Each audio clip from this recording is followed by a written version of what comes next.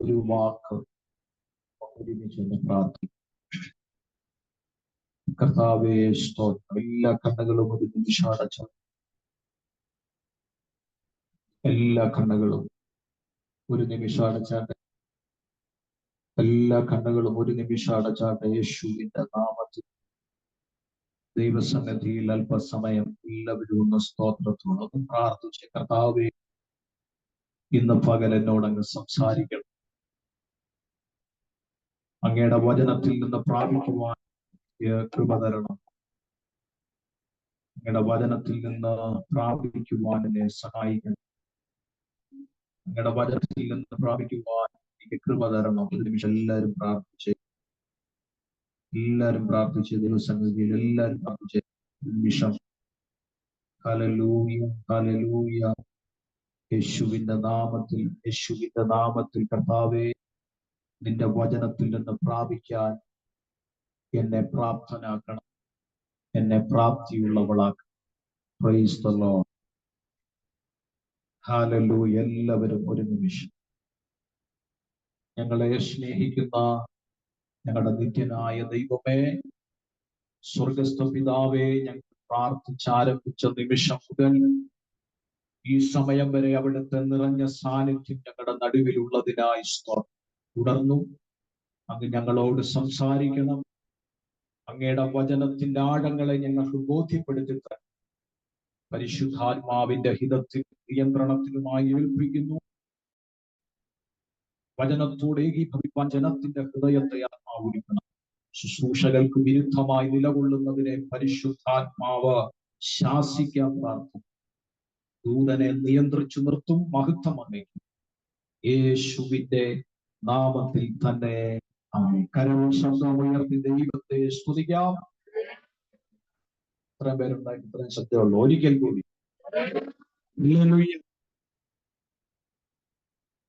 വീണ്ടും ജനനം പ്രാപിച്ചവർ കൈയുയർത്തി. എല്ലാരും അങ്ങോട്ടും ഇങ്ങോട്ടും നോക്കും. വീണ്ടും ജനനം പ്രാപിച്ചു.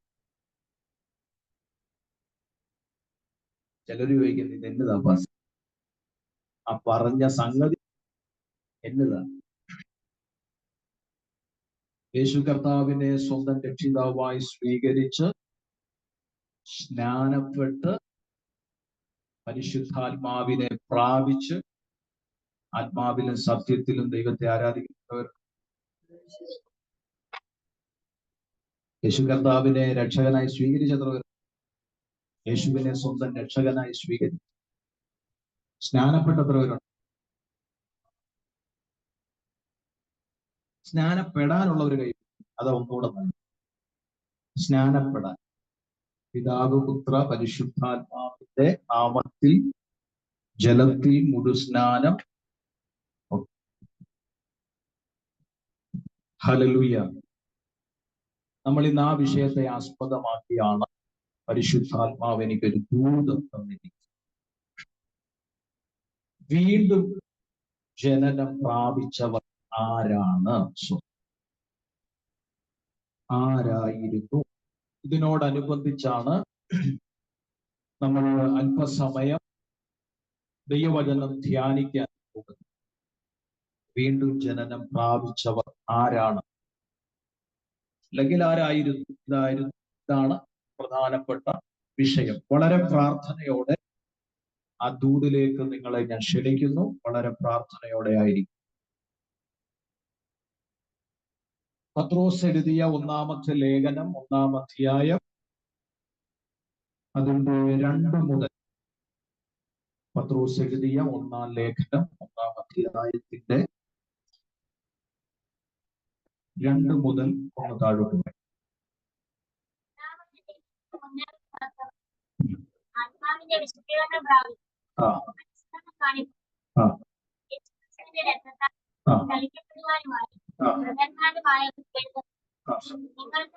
സമാധാനം വർദ്ധിക്കുമാറാണ്. നമ്മുടെ കർത്താവായ പിതാവായ ദൈവത്തിന്റെ സ്തോത്രം. അവൻ മരിച്ചവരുടെ ഇടയിൽ നിന്നുള്ള യേശുക്രിസ്തുവിന്റെ പുനരുദ്ധാനത്തിൽ തന്റെ കരുണാധിക്യപ്രകാരം നമ്മുടെ ജീവനുള്ള പ്രത്യാശ അന്ത്യകാലത്തിൽ വെളിപ്പെടുവാൻ ഒരുങ്ങി വിശ്വാസത്താൽ ദൈവശക്തി കാക്കപ്പെടുന്ന നിങ്ങൾക്ക് വേണ്ടി സ്വർഗ്ഗത്തിൽ ഒരുക്കിയിരിക്കുന്നു. ജയം, മാലിന്യം, പാട്ടം എന്നിവയില്ലാത്തതുമായ അവകാശത്തിനായി തന്നെ വീണ്ടും ജനിപ്പിച്ചിരിക്കുന്നു. മതി. വളരെ ഈടുറ്റ ഒരു ചിന്തയാണ് നമ്മൾ ഇന്ന് പകൽ ധ്യാനിക്കാൻ വേണ്ടി പോകുന്നത്. ഈ പ്രസംഗം ഇന്നുകൊണ്ട് തീരില്ല. അതുകൊണ്ട് അത് കണ്ടിന്യൂ ഞാൻ പ്രസംഗിക്കത്തില്ല. ദൈവം ഇന്ന് മാത്രം തന്ന ദൂതാണിത്. അടുത്ത ബുധനാഴ്ച ഇത് ചെയ്യുന്നില്ല. Price the Lord. ഒന്ന് രണ്ട് കാര്യം വേഗത്തിൽ പറഞ്ഞ് അത് രണ്ട് കാര്യങ്ങൾ തന്നെ പറയുമ്പോഴത്തേന് സമയം തീരും. അതുകൊണ്ട് തന്നെ വേഗത്തിൽ ധ്യാനിച്ച് പ്രാർത്ഥിക്കാൻ കർത്താവെ ശരണപ്പെടുന്നു. എങ്കിലും ഇതിൻ്റെ അകത്ത് പത്രോസ് നമ്മളോട് പറയുന്ന വീണ്ടും ജനനം പ്രാപിച്ചവർ ആരാണെന്ന് അപ്പോസ്തലനായ പത്രോസ് നമ്മളോട് പറയുന്ന കാര്യങ്ങൾ വേണമെങ്കിൽ നിങ്ങളൊന്ന് നോട്ട് ചെയ്തുകൊള്ളുക. അതെല്ലാം പ്രസംഗിക്കാൻ നേരം കാണത്തില്ല. ഒന്ന്, പിതാവായ ദൈവത്താൽ മുന്നറിയപ്പെട്ട സ്തോത്രം. പിതാവായ ദൈവത്താൽ മുന്നറിയപ്പെട്ടവർ. അതല്ലേ, അങ്ങനല്ലേ വായിക്കുന്നത്? ദൈവത്തിന്റെ മുന്നറിവിന് ഒത്തവണ്ണം. സ്തോത്രം. അപ്പൊ പിതാവായ ദൈവത്താൽ മുന്നറിയപ്പെട്ടവർ. രണ്ട്, ആത്മാവിനാൽ വിശുദ്ധീകരിക്കപ്പെട്ടവർ. ആത്മാവിനാൽ വിശുദ്ധീകരിക്കപ്പെട്ടവർ. ഹല്ലേലൂയ. മൂന്നാമത്തെ പറയുന്നു, യേശുക്രിസ്തുവിന്റെ രക്തത്താൽ തളിക്കപ്പെട്ടവർ. യേശുക്രിസ്തുവിന്റെ രക്തത്താൽ തളിക്കപ്പെട്ടവർ. നാല് പറയുന്നത് മൂന്നാം വാക്യത്തിലാണ്, പുനരുത്ഥാനത്താൽ വീണ്ടും ജീവൻ പ്രാപിച്ചവർ. പുനരുത്ഥാനത്താൽ വീണ്ടും ജീവൻ പ്രാപിക്കുന്നവർ. ഹല്ലേലൂയ, സ്തോത്രം. അടുത്ത പറയുന്നു, ജീവനുള്ള പ്രത്യാശയ്ക്കായി ഒരുക്കപ്പെട്ടവർ. ജീവനുള്ള, കണ്ടോ, ജീവനില്ലാത്ത പ്രത്യാശയല്ല, ജീവനുള്ള പ്രത്യാശയ്ക്കായി ഒരുക്കപ്പെട്ടവർ. അടുത്ത പറയുന്നു, നാലാം വാക്യം, ദൈവശക്തിയിൽ കാക്കപ്പെടുന്നവർ. രാമൻ പറഞ്ഞ്, ദൈവശക്തിയിൽ കാക്കപ്പെടുന്നവർ. വീണ്ടും ജനനം പ്രാപിച്ചവരെ കുറിച്ചാണ്. അടുത്ത പറയുന്നു, സ്വർഗത്തിൽ ഒരവകാശം സൂക്ഷിക്കപ്പെട്ടിരിക്കുന്നവർ. സ്വർഗത്തിൽ ഒരവകാശം സൂക്ഷിക്കപ്പെട്ടിരിക്കുന്നവർ. ഹല്ലേലൂയ, സ്തോത്രം. ഇത്രയും കാര്യങ്ങളാണ് പത്രോസിന്റെ ലേഖനത്തിൽ നിന്ന് അപ്പോസ്തലൻ നമ്മളെ ബോധ്യപ്പെടുത്തുന്നത്. ഹല്ലേലൂയ. മാലിന്യം, ക്ഷയം, മാലിന്യം, വാട്ടം എന്നിവ ഇല്ലാത്തതുമായ അവകാശത്തിനായി. കണ്ടോ, ക്ഷയം, മാലിന്യം, വാട്ടം എന്നിവ ഇല്ലാത്ത ഒരവകാശത്തിനായി നിങ്ങളെ വീണ്ടും ജനിപ്പിച്ചിരിക്കുന്നു. എത്ര പേര് പറയാം? ഹല്ലേലൂയ. ഇന്ന് പകൽ പരിശുദ്ധാത്മാക്കളെ വീണ്ടും ജനിക്കുവാൻ ദൈവം നമുക്കൊരവസരം തന്നത് ഓർത്ത് നന്ദി പറഞ്ഞാണ്. Price the Lord. നിങ്ങളെല്ലാം വീണ്ടും ജനനത്തെ കുറിച്ച് അറിയുന്നവരാണ്. നിങ്ങൾക്ക് അതിനെക്കുറിച്ച് ബോധ്യമുണ്ട്. എങ്കിൽ പോലും ഈ വീണ്ടും ജനനം പ്രാപിച്ച നമ്മൾ ആരാണെന്നും കൂടെ അറിയുവാണെങ്കിൽ അത് നമ്മുടെ ജീവിതത്തിൽ ഒന്നുകൂടെ ഒരു മഹത്വമായി തീരും. Price the Lord. നമുക്കറിയാം, തിരുവചനം പഠിക്കുമ്പോൾ ബേസൈദക്കാരനായ ഒരു മനുഷ്യനായി പത്രോസ്.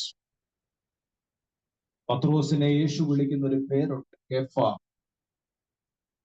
അഥവാ പത്രോസ്. കേഫ എന്ന് പറഞ്ഞാൽ അല്ലെങ്കിൽ അരാമ്യ നെയ്മാണ്. എന്നാൽ പത്രോസ് എന്ന് പറഞ്ഞാൽ അത് ഗ്രീക്ക് വേർഡാണ്, ഗ്രീക്ക് പദമാണ്. സ്തോത്രം. ഹല്ലേലൂയ. യേശുക്രിസ്തു പത്രോസ് ഈ ലേഖനം എഴുതുമ്പോൾ ഈ ലേഖനത്തിന്റെ അകത്ത് ഉൾപ്പെടുത്തിയിരിക്കുന്ന പ്രധാനപ്പെട്ട ചില കാര്യങ്ങളുണ്ട്.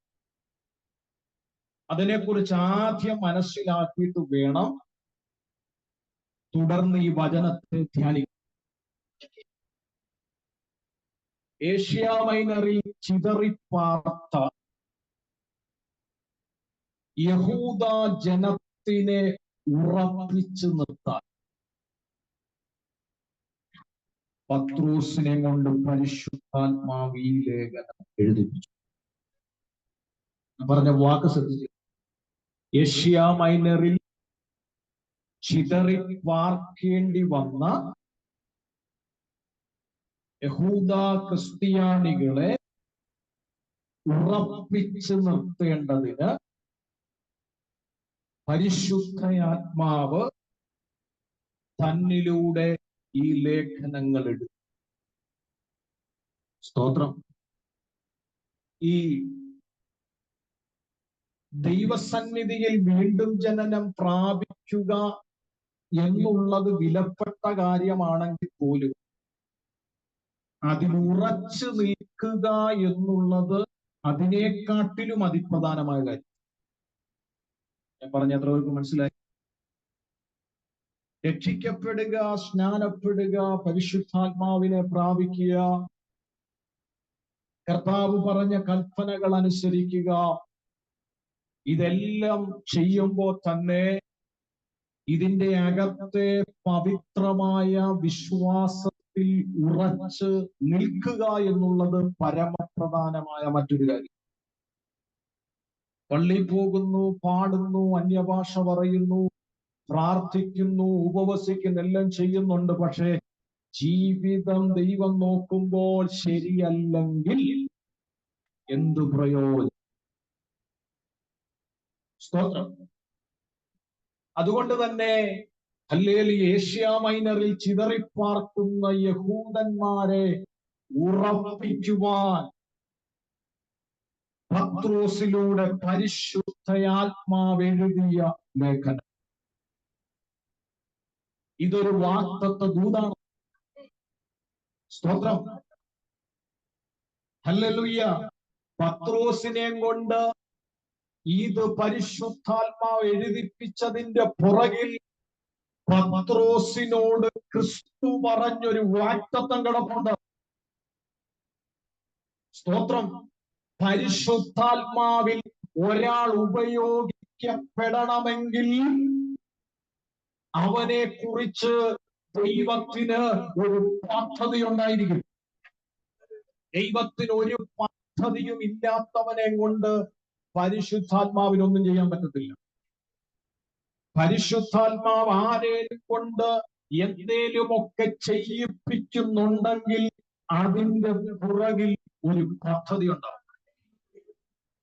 ഞാനിവിടെ നിന്ന് ഇന്ന് പകൽ ഇങ്ങനെ ആത്മനിയോഗത്തിൽ പ്രസംഗിക്കുമ്പോൾ അതിന്റെ പുറകിൽ ദൈവത്തിനൊരു പദ്ധതി ഉണ്ടാവും. നിങ്ങൾ പല തിരക്കുകളും മാറ്റിവെച്ച് ഇന്ന് പകൽ ഇവിടെ വന്നിട്ടുണ്ടെങ്കിൽ അതിന്റെ പുറകിൽ ഒരു പദ്ധതി ഉണ്ടാവും. സ്തോത്രം. അങ്ങനെ ദൈവത്തിന്റെ ഒരു വാഗ്ദത്തം അപ്പോസ്തലന്റെ മേൽ, ദൈവത്തിന്റെ ഒരു വാഗ്ദത്തം അപ്പോസ്തലന്റെ മേൽ വെളിപ്പെട്ട ആ വാഗ്ദത്തത്തിന്റെ നിവർത്തീകരണം, ആ വാഗ്ദത്തത്തിന്റെ നിവർത്തീകരണം. പുറകിലൊരു ചെയറുണ്ട്, പുറകിലൊരു ചെയർ. ആ വാഗ്ദത്തത്തിന്റെ നിവർത്തീകരണത്തിനു വേണ്ടി പരിശുദ്ധാത്മാവ് തന്നെ ഉപയോഗിക്കുകയാണ്. ഒരാമേ പറഞ്ഞേ, ഒരാമേ പറഞ്ഞേ. ഹല്ലേലൂയ. അതെവിടെ കിടക്കുന്നെന്ന് അറിയാമോ? ലൂക്കോസിന്റെ സുവിശേഷം 22-ാം അധ്യായം അതിന്റെ 32-ാമത്തെ വാക്യം ഒന്ന് വായിക്കുന്ന ഇങ്ങനെയാണ്: ഞാനോ നിന്റെ വിശ്വാസം പോകാതിരിപ്പാൻ നിനക്കു വേണ്ടി അപേക്ഷിച്ചു. യേശുക്രിസ്തു അപ്പോസ്തലനായ പത്രോസിനോട് പറയുന്ന വാക്കാണ്, ഞാനോ നിന്റെ വിശ്വാസം പോകാതിരിപ്പാൻ എന്ത് ചെയ്യാ? നിനക്കു വേണ്ടി അപേക്ഷിച്ചു. പക്ഷെ അപേക്ഷ വെളിപ്പെട്ടോ? ഇല്ല. പത്രോസ് എന്ത് ചെയ്തു? കർത്താവിനെ തള്ളി പറഞ്ഞു. സ്തോത്രം. പക്ഷേ അടുത്ത വാക്യം നിങ്ങൾ കേട്ടോ, നിന്റെ വിശ്വാസം പോകാതിരിപ്പാൻ ഞാൻ അപേക്ഷിച്ചു, പക്ഷെങ്കിൽ അപേക്ഷയ്ക്കനുസരിച്ച് നിനക്ക് പോകാൻ കഴിയത്തില്ല. കോഴി കൂവുന്നതിന് മുമ്പ് നീ എന്നെ തള്ളി പറയും. കർത്താവിനറിയാം പുനരുത്ഥാനം, ക്രിസ്തു പുനരുത്ഥാനം ചെയ്തു കഴിയുമ്പോൾ, സ്വർഗാരോഹണം ചെയ്തു കഴിയുമ്പോൾ ഇവന്മാര് വീണ്ടും വലയെടുക്കുമെന്ന് ക്രിസ്തുവിനറിയാം. സ്തോത്രം. പക്ഷെങ്കിൽ അടുത്ത വാക്യമാണ് ആത്മാവിന്റെ നിയോഗം, വാഗ്ദത്തം. എന്നാൽ നീ ഒരു സമയം തിരിഞ്ഞ് വന്ന ശേഷം, കേട്ടോ, നീ ഒരു സമയം തിരിഞ്ഞ് വന്ന ശേഷം നിന്റെ സഹോദരന്മാരെ ഉറപ്പിച്ചുകൊള്ളുക. എത്ര പേർക്ക് അത് മനസ്സിലായി? എത്ര പേർക്ക് അത് മനസ്സിലായി? വീണ്ടും ജനനം പ്രാപിച്ചവർക്ക് വേണ്ടി തന്റെ ഒന്നാമത്തെ ലേഖനത്തിൽ, ഒന്നാമത്തെ അധ്യായത്തിൽ പരിശുദ്ധാത്മാവ് എഴുതിപ്പിച്ചത് ഉറപ്പിക്കാനാ. ഈ വാഗ്ദത്തം എവിടാ കിടന്നേ?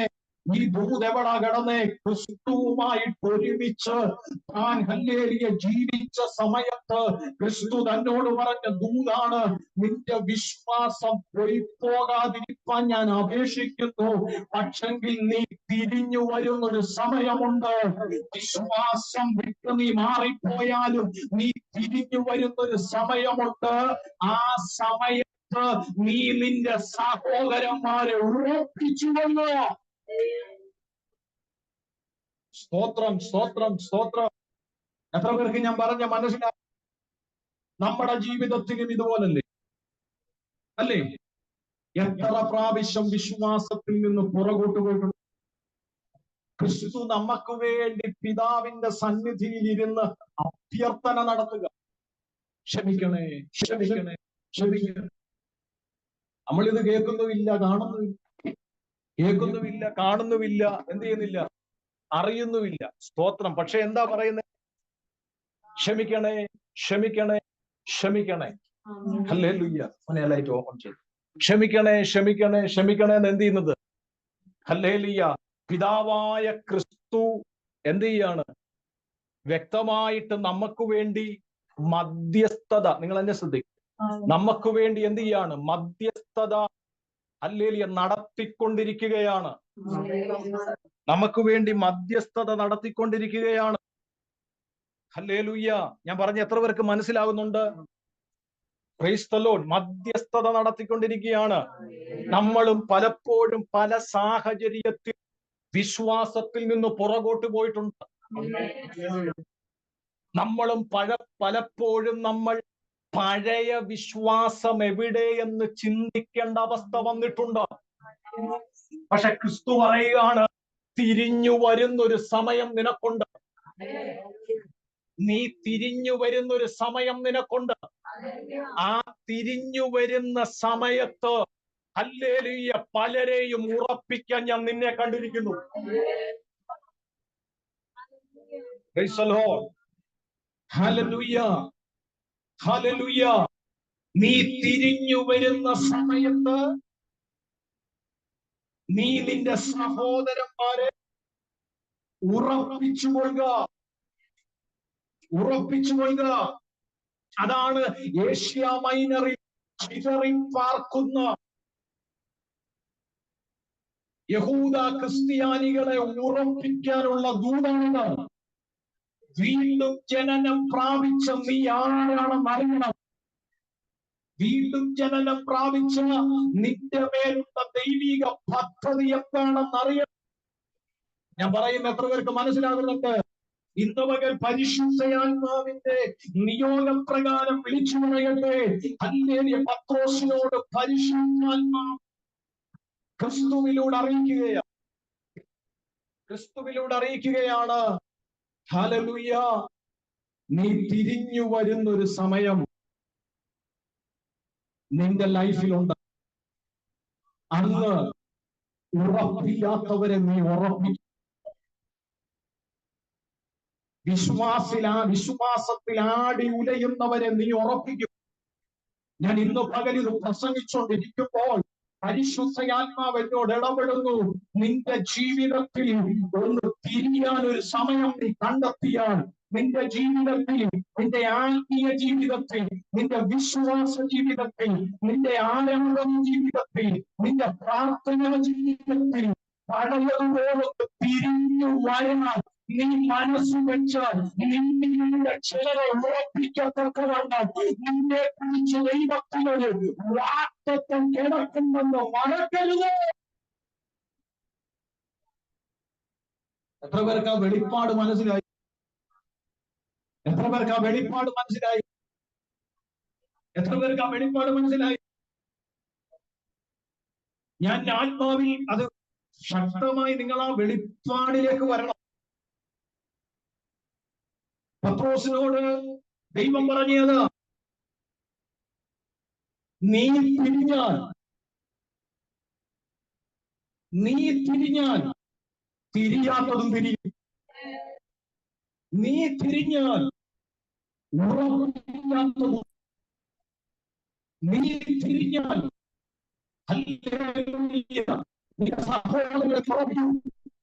പറയുന്നത് മനസ്സിലാകുന്നുണ്ട്. ഇന്ന് പകൽ ആത്മാവ് ഒരു വെളിപ്പാട് പറയുക, എല്ലാരും തിരിയണം, നീ തിരിഞ്ഞാൽ മതി. എത്ര പേർക്ക് പറയുന്നത് മനസ്സിലായി? എത്ര പേർക്ക് പറഞ്ഞു മനസ്സിലായി? ഇന്ന് ദൈവത്തിന്റെ നിയോഗമുള്ളത് തിരിയേണ്ടതുപോലെ വിശ്വാസ ജീവിതത്തിലേക്ക് തിരിഞ്ഞു വന്നാൽ, തിരിയേണ്ടതുപോലെ പ്രാർത്ഥനാ ജീവിതത്തിലേക്ക് തിരിഞ്ഞു വന്നാൽ, തിരിയേണ്ടതുപോലെ ആരാധന ജീവിതത്തിലേക്ക് തിരിഞ്ഞു വന്നാൽ, തിരിയേണ്ടതുപോലെ ദൈവവുമായിട്ടുള്ള ബന്ധത്തിലേക്ക് തിരിഞ്ഞു വന്നാൽ, നിന്നോട് ചേർന്ന് നിൽക്കുന്നതിനെ ഉറപ്പിച്ചു നിർത്താൻ ദൈവത്തിന്റെ കൃപ തിരിയുന്ന നിന്റെ മേൽ വെളിപ്പെടുമെന്ന് ഇന്നുവരെ വിളിച്ചു പറഞ്ഞു. അത് വിശ്വസിക്കുന്ന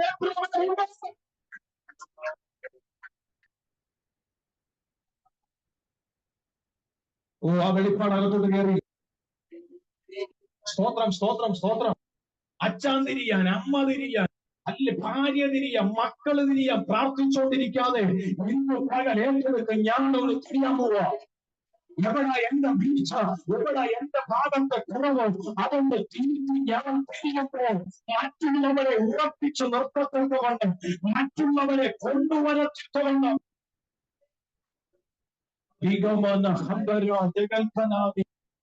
അംശരാജന വേദികെട്ടി അർത്ഥപ്രവാഹന യേശുവിന്റെ നാമത്തിൽ, യേശുവിന്റെ നാമത്തിൽ, യേശുവിന്റെ നാമത്തിൽ ഇന്ന് പകൽക്കാലം ദൈവസന്നിധിയിൽ ഒന്ന് പ്രാർത്ഥിച്ചേ. ഹല്ലേലൂയ. ദൈവസന്നിധിയിൽ ഒന്ന് പ്രാർത്ഥിച്ചേ. യേശുവിന്റെ നാമത്തിൽ, യേശുവിന്റെ നാമത്തിൽ. Hallelujah, hallelujah, hallelujah, hallelujah, hallelujah. യേശുവിന്റെ നാമത്തിൽ, യേശുവിന്റെ നാമത്തിൽ, യേശുവിന്റെ യേശുവിന്റെ നാമത്തിൽ, യേശുവിന്റെ നാമത്തിൽ ഇന്ന് പകൽക്കാലം പരിശുദ്ധ ആത്മാവ് നിയോഗിക്കുന്നതിനനുസരിച്ച് ദൈവത്തിന്റെ ആത്മാവ് നമ്മളോട് പറയുന്ന ഒരു വെളിപ്പാടാണ്. ഞാനിത് പ്രസംഗിച്ചുകൊണ്ടിരിക്കുമ്പോൾ ചില കുടുംബത്തിന്റെ അകത്ത് ഈ വാഗ്ദത്തം കിടക്കുന്നവരുണ്ട്. ചില കുടുംബത്തിന്റെ അകത്ത് ഈ വാഗ്ദത്തം കിടക്കുന്നവരുണ്ട്. ചില കുടുംബത്തിന്റെ അകത്ത് ഈ വാഗ്ദത്തം കിടക്കുന്നവരുണ്ട്. ചില കുടുംബത്തിന്റെ അകത്ത് ഈ വാഗ്ദത്തം കിടക്കുന്നവരുണ്ട്. ചില ദേശത്തിന്റെ അകത്ത് ഈ വാഗ്ദത്തം കിടക്കുന്നവരുണ്ട്.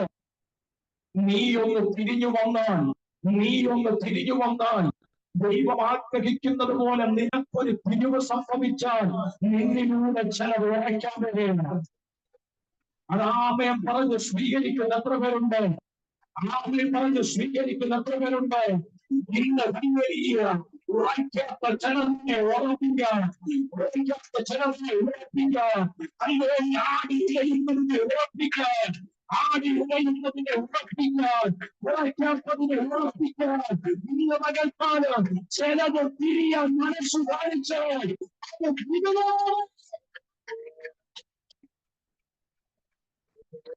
സ്തോത്രം.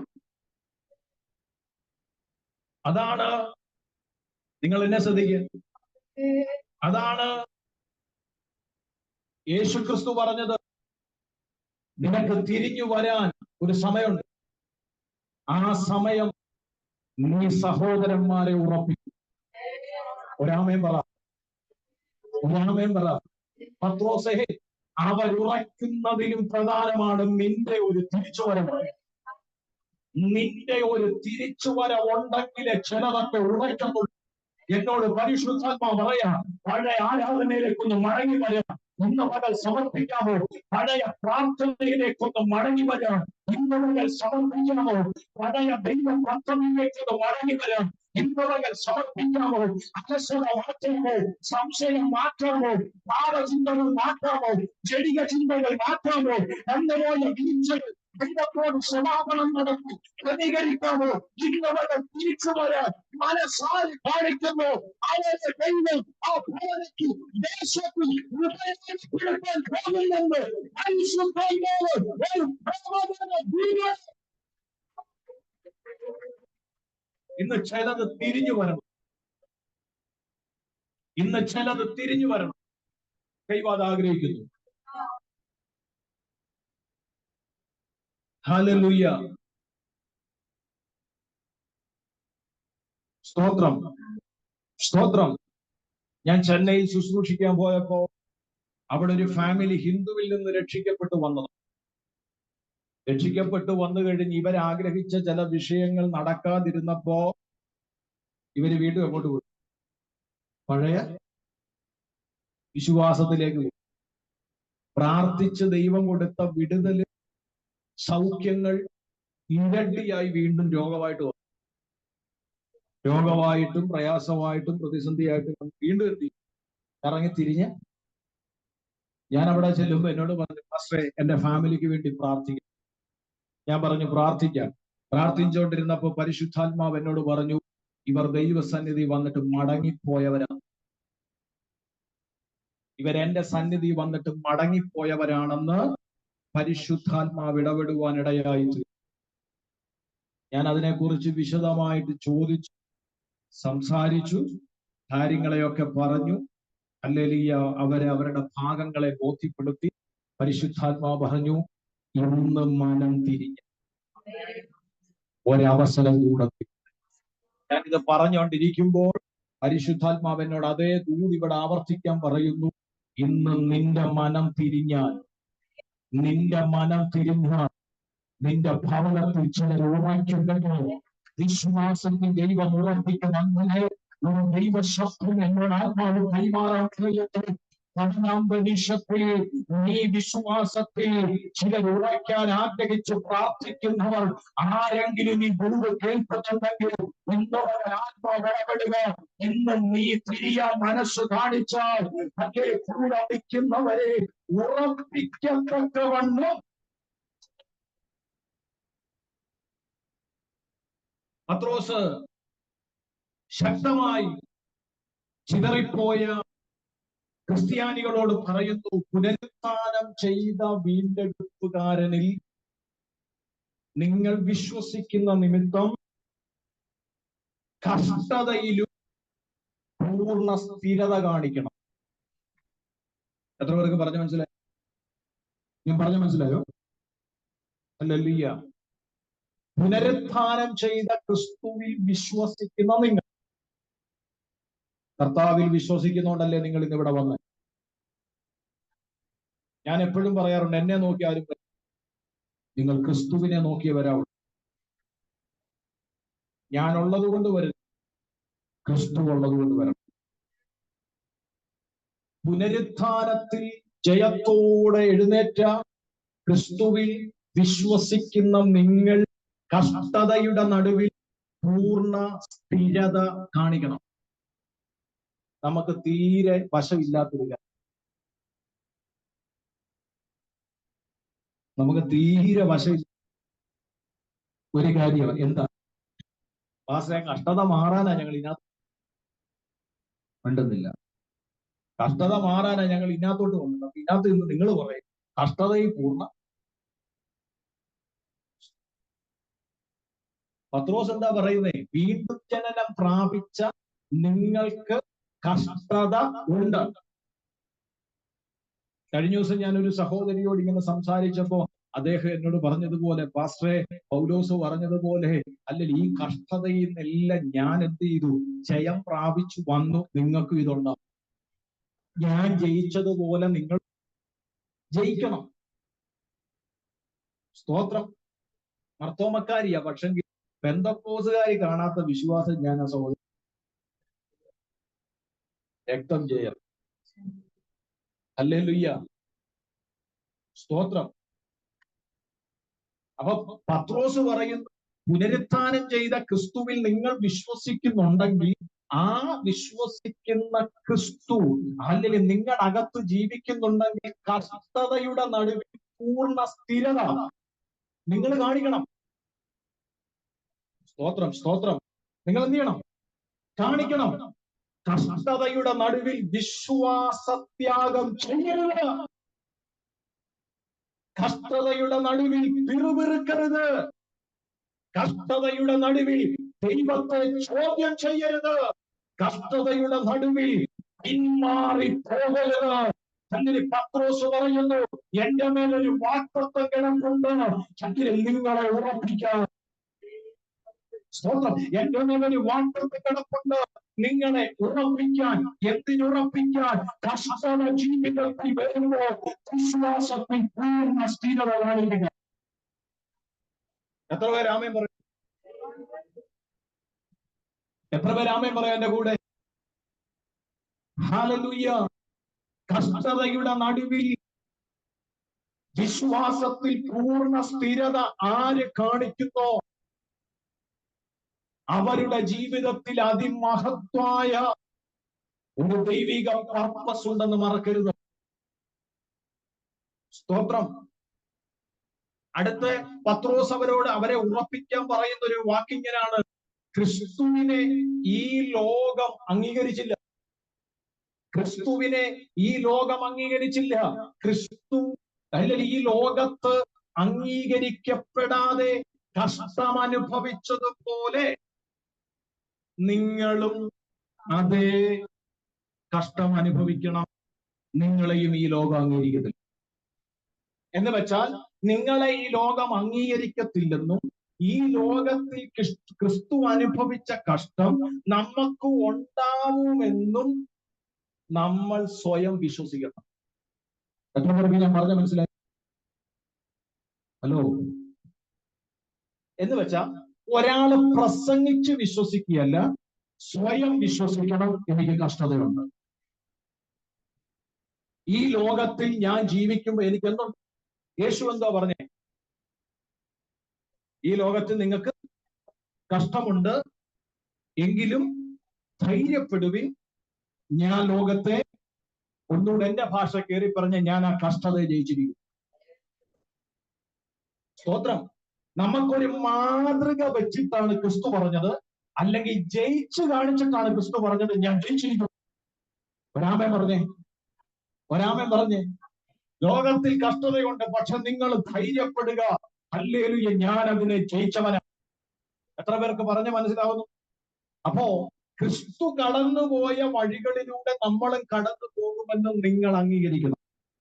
പത്രോസ് പറയുക, 2-ാം അധ്യായം 11-12 വ്യക്തമായി പറയുന്ന മൂന്നാമത്തെ കാര്യമാണ്, ഈ ലോകത്തിൽ നമ്മൾ പ്രവാസികളും പരദേശികളുമാണ്. ഹലോ. ഈ ലോകത്തിൽ എന്ന് വെച്ചാൽ ക്രിസ്തുവുമായിട്ടുള്ള ബന്ധത്തിലല്ല, സ്വർഗരാജ്യവുമായിട്ടുള്ള ബന്ധത്തിലല്ല, ഈ ലോകവുമായിട്ടുള്ള ബന്ധത്തിൽ നമ്മൾ പരദേശികളാണ്, നമ്മൾ പ്രവാസികളാണ്. പക്ഷെ ക്രിസ്തുവുമായിട്ടുള്ള ബന്ധത്തിൽ നമ്മൾ അങ്ങനെ.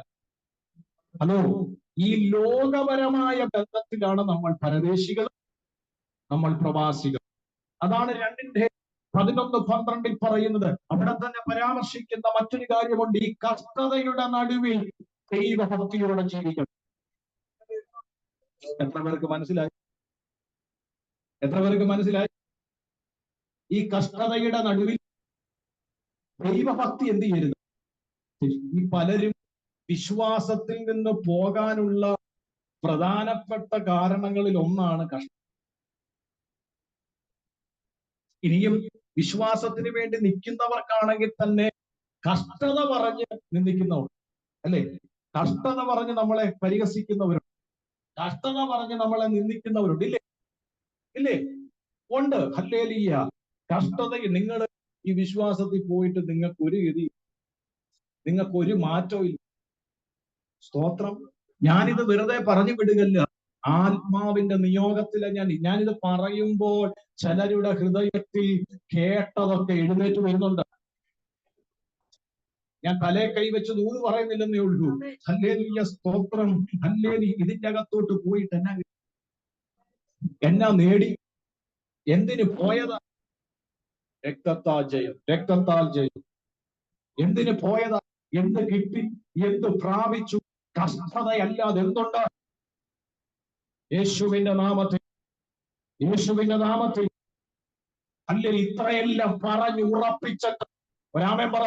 അടുത്ത ദൂത് നിനക്കുള്ളത്. കഷ്ടതയുടെ നടുവിലും വിശ്വാസത്യാഗം ചെയ്യാതെ, കഷ്ടതയുടെ നടുവിലും പിടിച്ചു നിൽക്കുന്ന വിശ്വാസിക്കുള്ള ദൂത് ഇതിന്റെ അകത്ത് അപ്പോസ്തലനായ പത്രോസ് രേഖപ്പെടുത്തിയിട്ടുണ്ട്. വീണ്ടും ജനനം പ്രാപിച്ച നീ ആരാണെന്ന് അറിഞ്ഞു കഴിയുമ്പോൾ അല്ലെ ഈ കഷ്ടത നീ നിസ്സാരമാണെന്ന്. സ്തോത്രം, സ്തോത്രം, സ്തോത്രം. ഈ കഷ്ടതയുടെ നടുവിൽ നിങ്ങൾ പിടിച്ചു നിന്നാൽ ഈ കഷ്ടത കഴിയുന്നവരെ മഹത്വമുണ്ട്. അവരാണ് പത്രോസ് എഴുതി തീർക്കുന്നത്. അല്ലെ, ഈ കഷ്ടതയുടെ നടുവിൽ നിങ്ങൾ ദൈവഭക്തി നഷ്ടപ്പെടുത്തി കളയാതെ വിശ്വാസത്തിൽ പൂർണ്ണ സ്ഥിരത കാണിച്ചു നിന്നാൽ ഈ കഷ്ടതയുടെ പീരീഡ് കഴിഞ്ഞ് നീ ഇതുവരെ കാണാത്ത മഹത്വം നിനക്ക് വേണ്ടി വെളിപ്പെട്ട് വരുമെന്ന് അപ്പോസ്തലനായ പത്രോസ് അല്ലെ യഹൂദ ക്രിസ്ത്യാനികളെ ബോധ്യപ്പെടുത്തുമ്പോൾ ഇടപെടുന്നു. നിന്റെ ജീവിതത്തിൽ കഷ്ടതയുടെ സ്വാധീനം ഇന്ന് ചെലുത്തുന്നുണ്ടെങ്കിൽ നാളെ ഒരു മഹത്വത്തിന്റെ സ്വാധീനം നിന്റെ ജീവിതത്തിൽ വെളിപ്പെടുമെന്ന് ആൾക്കാര് നിങ്ങളുടെ സഞ്ചരിക്കുന്നു. വിശ്വസിക്കുന്നവർ മാത്രം പ്രതികരിക്കട്ടെ.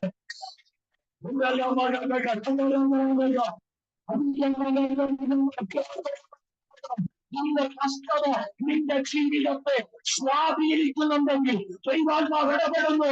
നീ കൈ കഴിയുമ്പോൾ നീ കാണാത്ത, ഇതുവരെ കാണാത്ത ഒരു മഹത്വം, ഒരു മഹത്വം, ഒരു ഗ്ലോറി വെളിപ്പെടാൻ പോകുന്നു.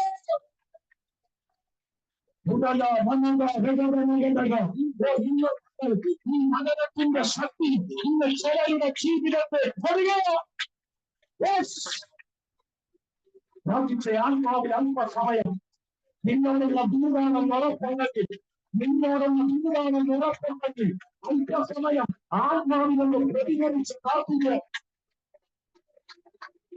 പ്രതികരിച്ച് പ്രാർത്ഥിക്കുക, പ്രതികരിച്ച് പ്രാർത്ഥിക്കുക, പ്രതികരിച്ച് പ്രാർത്ഥിക്കുക, പ്രതികരിച്ച് പ്രാർത്ഥിക്കുക. ഇന്ന് ചില കഷ്ടതയുടെ സ്വാധീനം നിന്റെ അല്ലെങ്കിൽ ചെലുത്തുന്നുണ്ടെങ്കിൽ ആത്മാവ് അതിലൂടെ കടന്നു അല്ല, നീ ഇതുവരെ കാണാത്ത ഒരു മഹത്വം, ഒരു മഹത്വം, ഒരു മഹത്വം ഈ കഷ്ടതയുടെ അവസാനമുണ്ട്.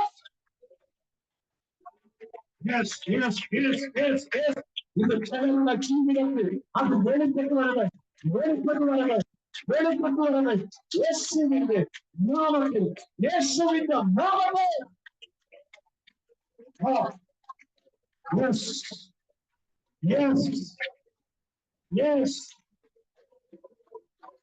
ഇന്ന് ചില ആത്മാവിനെ ജയമെടുക്കുക, ഇന്ന് ചില ആത്മാവിനെ ജയമെടുക്കുക, ഇന്ന് ചില ആത്മാവിനെ ജയമെടുക്കുക.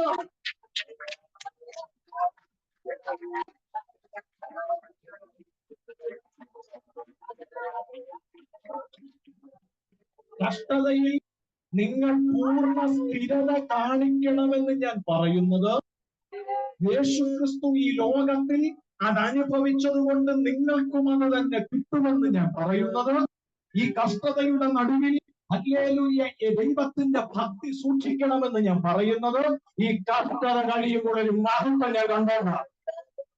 എത്രപേർക്ക് മനസ്സിലായി? യഹൂദ ക്രിസ്ത്യാനികളെ നിങ്ങൾക്ക് അറിയുന്നുണ്ടെങ്കിലും ആദ്യം എന്നെ വെളിപ്പെടുത്തിയിട്ടുണ്ട്. ഇത് കഴിയുമ്പോൾ ഇത് കഴിയുമ്പോൾ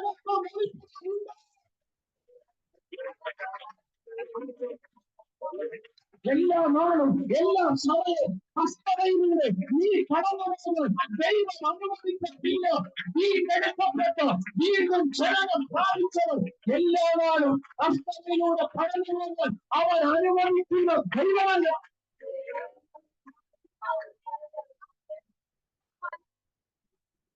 ഒരു ഉദാഹരണം പറയട്ടെ, ഒരു ബെസ്റ്റ് എക്സാമ്പിൾ പറയട്ടെ. വേറെ ആരുമല്ല, കർത്താവായ ക്രിസ്തു. ഏറ്റവും ബെസ്റ്റ് എക്സാമ്പിൾ.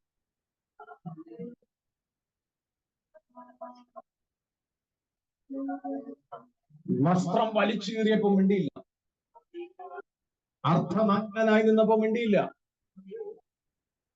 മുഖത്ത് തുപ്പിയപ്പോ മിണ്ടിയില്ല, മുഖത്ത് തുപ്പിയപ്പോ മിണ്ടിയില്ല,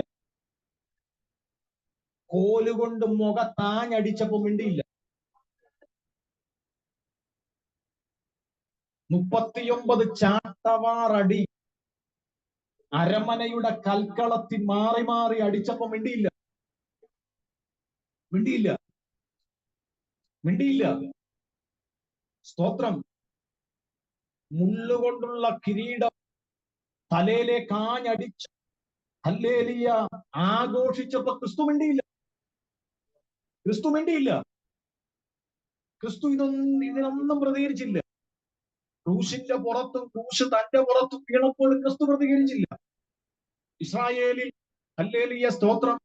എന്റെ ഒരു സ്നേഹിതൻ ദൈവദാസൻ ഇസ്രായേലിൽ പോയപ്പോ അല്ലെങ്കിൽ അവിടുത്തെ ഗൈഡ് പറഞ്ഞ ഒരു കാര്യം ഇങ്ങനെ പറഞ്ഞു. കർത്താവായ ക്രൂശ് ചുമന്നുകൊണ്ട് പോയപ്പോ ഇങ്ങനെ കൈ നീട്ടിയിട്ട് ആ ക്രൂശ് പുറകിൽ വെച്ച് കെട്ടുകാരുന്നു. അദ്ദേഹം പറഞ്ഞൊരു കാര്യമാണ്. അതെത്രത്തോളം വാസ്തവമാണെന്ന് എനിക്കറിയത്തില്ല. എങ്കിൽ പോയി അവരവിടെ സന്ദർശിച്ചപ്പോൾ ആ വഴി ക്രിസ്തു ക്രൂശുമായി പോയ വഴികളിലൂടെ അവര് പോയപ്പോ ഹല്ലേലൂയ അവര് പറഞ്ഞു കൊടുത്തത് ഇങ്ങനെ കെട്ടി ക്രൂശിനോട് കെട്ടി. അപ്പൊ ക്രൂശ് എവിടാ? പുറകില. ക്രിസ്തു ആ ക്രൂശും വലിച്ചുകൊണ്ട് വരിക. അപ്പം ഹല്ലേലൂയ വചനത്തിൽ യെശയ്യാ പ്രവാചകൻ എഴുതിയ ഒരു പ്രവചന ശബ്ദമുണ്ടല്ലോ. ഹല്ലേലൂയ മുഖത്ത് നോക്കിയാൽ ആള് അറിയാത്ത നിലയിൽ. അപ്പം അദ്ദേഹം പറഞ്ഞത് ഇങ്ങനാണ്, ഈ ക്രൂശുമായിട്ട് വീഴുന്ന സമയത്ത് മുഖം അടിച്ചാ വീഴുന്നത്. ഈ ക്രൂശ് പുറകിലിരിക്കുകയല്ല. അപ്പൊ മുമ്പോട്ട് വീഴുമ്പോ എങ്ങനെ വീഴുന്നു? കൈ ഫ്രീ ആണ്, കൈ എങ്ങനെ എന്ത് ചെയ്യാം? കുത്താം. കൈ ഈ ക്രൂശെ കെട്ടിയിട്ട് ക്രൂശ് ഇങ്ങനെ വലിച്ചോണ്ടാ വരുന്നത്. ഹല്ലേലൂയ സ്തോത്രം. ഈ കാലിന്റെ സ്വാധീനം ഹല്ലേലൂയ പലപ്പോഴും നഷ്ടപ്പെടുമ്പോൾ ക്രിസ്തു വീഴുമ്പോൾ ക്രിസ്തുവിന്റെ മുഖം രക്ഷിക്കാൻ വേറെ വഴി. മുഖം അടിച്ച എന്നാ പറഞ്ഞ മുഖം അടിച്ച. നിങ്ങൾക്ക് ആത്മാവിലൊന്ന് കാണാൻ പറ്റുന്നുണ്ട്. അതുകൊണ്ടാ പ്രവാചകൻ എഴുതിയത് അല്ല, കണ്ടാൽ ആളറിയത്തില്ല, കണ്ടാൽ ആളറിയാത്തവണ്ണം അവന്റെ മുഖം വിരൂപമായി. സ്തോത്രം. അവിടെയും ക്രിസ്തു പ്രതികരിച്ചില്ല, ഒന്നും മിണ്ടിയില്ല. കൈകാലുകളിലേക്ക് ആണികൾ അടിച്ചു കയറ്റിയപ്പോഴും ക്രിസ്തു എന്ത് ചെയ്തില്ല? പ്രതികരിച്ചില്ല. ക്രിസ്തു എന്ത് ചെയ്തില്ല? പ്രതികരിച്ചില്ല. ഹല്ലേലൂയ. ക്രിസ്തു എന്ത് ചെയ്തില്ല? പ്രതികരിച്ചില്ല. എന്നാൽ പ്രിയപ്പെട്ടവരെ, ക്രിസ്തു എന്താ മൗനം പാലിച്ചേ? ക്രിസ്തു എന്താ മൗനം പാലിച്ചേ? ക്രിസ്തുവിനറിയാം ഈ കഷ്ടത കഴിയുമ്പോൾ രാജാവായി രാമൻ എത്ര പേർക്ക് പറയാൻ പറ്റും?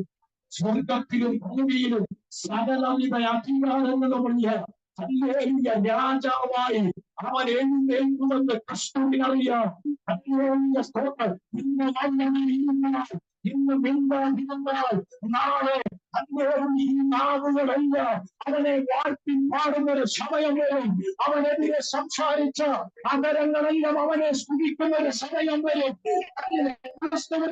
ഇന്നത്തെ കഷ്ടത, ഇന്ന് ഞാൻ അനുഭവിക്കുന്ന കഷ്ടത നാളെയും നാടപ്പെട്ടിനാണ്.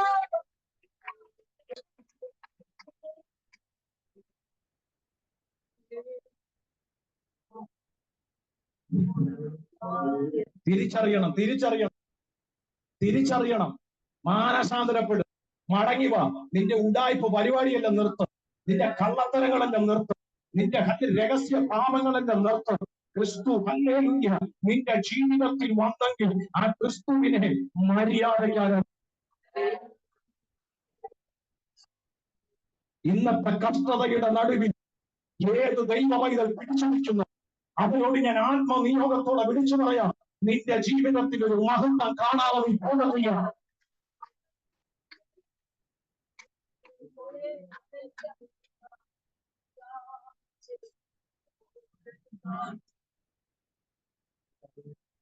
ഇവിടെ വരുന്ന പല പ്രിയപ്പെട്ടവരും കഷ്ടപ്പെട്ട, ദീർഘദൂരം താണ്ടി പൈസ മുടക്കി കഷ്ടപ്പെട്ട ഇവിടെ വരും. എനിക്കറിയാം. വന്നിട്ട് ഹല്ലേലൂയ സ്തോത്രം. ഞാൻ നിങ്ങളോട് ഒരു കാര്യം പറയാം, നിങ്ങൾ യഥാർത്ഥമായി ദൈവസന്നിധിയിൽ നിന്നാൽ നിങ്ങൾ വരുന്നത് നഷ്ടമാകത്തില്ല. എന്തെങ്കിൽ നാളെ ഈ കഷ്ടതയ്ക്കപ്പുറം നിങ്ങൾ ഒരു മഹത്വം കണ്ടിരിക്കും.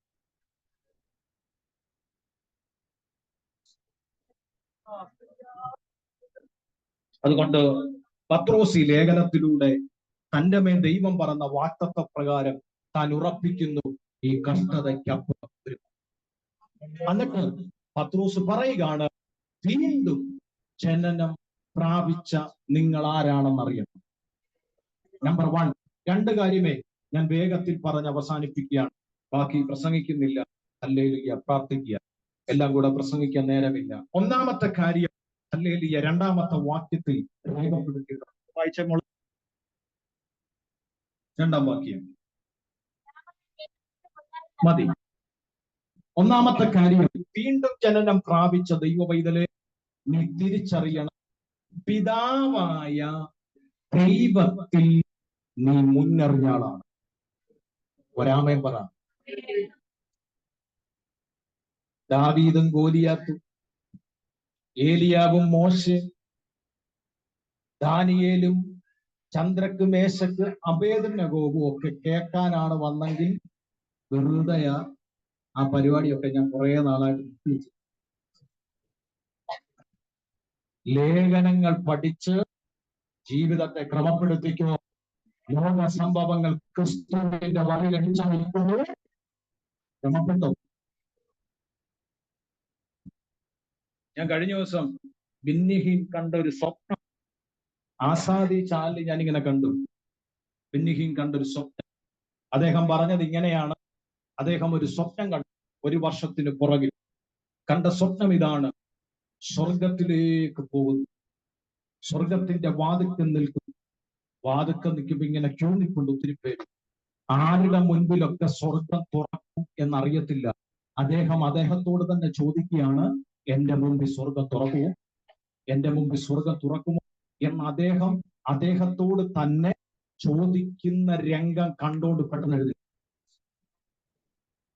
അടുത്ത ഒരു പബ്ലിക് മീറ്റിംഗിൽ ഹല്ലേലൂയ ബിന്നിഹീൻ പറഞ്ഞു, ഹല്ലേലൂയ എന്റെ ഭാഗത്ത് പല പ്രവചനങ്ങളും ഞാൻ നടത്തിയത് ജഡത്തിലായിരുന്നു, പല പ്രവചനങ്ങളും ഞാൻ നടത്തിയത് തെറ്റു വന്നിട്ടുണ്ട്, എന്റെ ഭാഗത്ത് ശുശ്രൂഷയിൽ വീഴ്ച വന്നിട്ടുണ്ട്. അത് ഈ പൊതുസമക്ഷത്ത് ഞാൻ ദൈവത്തിന്റെ മുമ്പാകെ ക്ഷമ ചോദിക്കുന്നു. കാര്യം ഹല്ലേലൂയ സ്തോത്രം, ഞാനൊരു സ്വപ്നം കണ്ടതെന്നെ ഭയപ്പെടുത്തുന്നു. ഞാനൊരു സ്വപ്നം കണ്ടെന്നെ ഭയപ്പെടുത്തുന്നു. ഇനിയും ഞാൻ ഈ ക്ഷമാപണം നടത്താത്തതിന്റെ പേരിൽ എന്റെ മുമ്പിൽ ആ ഡോറ് തുറന്നില്ലെങ്കിൽ നഷ്ടം എനിക്ക്. അത് ഇവിടെ ഒരു ക്ഷമാപണം നടത്തിയാൽ അത് തീരും. എന്നെ എങ്ങനെ വേണമെങ്കിലും വിധിച്ചോട്ടെ, എന്നെ എങ്ങനെ വേണമെങ്കിലും പരിഹസിച്ചോട്ടെ, എന്നെ കള്ളനെന്ന് വിളിച്ചോട്ടെ, സാരമില്ല. ഇവിടുത്തെ ഡോർ അടയ്ക്കാനും സാരമില്ല, സ്വർഗത്തിലെ ഡോർ അടയരുതേ. അദ്ദേഹം പറഞ്ഞത് അല്ല, ആ സ്വപ്നം കണ്ടപ്പോൾ തന്റെ ജീവിതത്തിലെ വീഴ്ച ഒരു പൊതുവേദിയിൽ അദ്ദേഹം ക്ഷമാപണം നടത്തി. അതുകൊണ്ട് ഈ നാളുകളിൽ ലേഖനങ്ങൾ പഠിച്ച് ജീവിതത്തെ ക്രമപ്പെടുത്തി. ഇവിടെ പറയാം, പിതാവായ ദൈവത്താൽ വീണ്ടും ജന്മം പ്രാപിച്ചവർ. ഒന്നാമത് മനസ്സിലായിക്കോണം, പിതാവായ ദൈവത്താൽ മുന്നറിയപ്പെട്ടവരാണ് നമ്മൾ. ഒരാമേൻ പറഞ്ഞു. പ്രോഗ്നോസിസ് എന്നാണ് ഇതിന്റെ ഗ്രീക്ക് വേർഡ്. പ്രോഗ്നോസിസ് എന്ന് പറഞ്ഞാൽ മുന്നമേ ഉള്ള അറിവ്.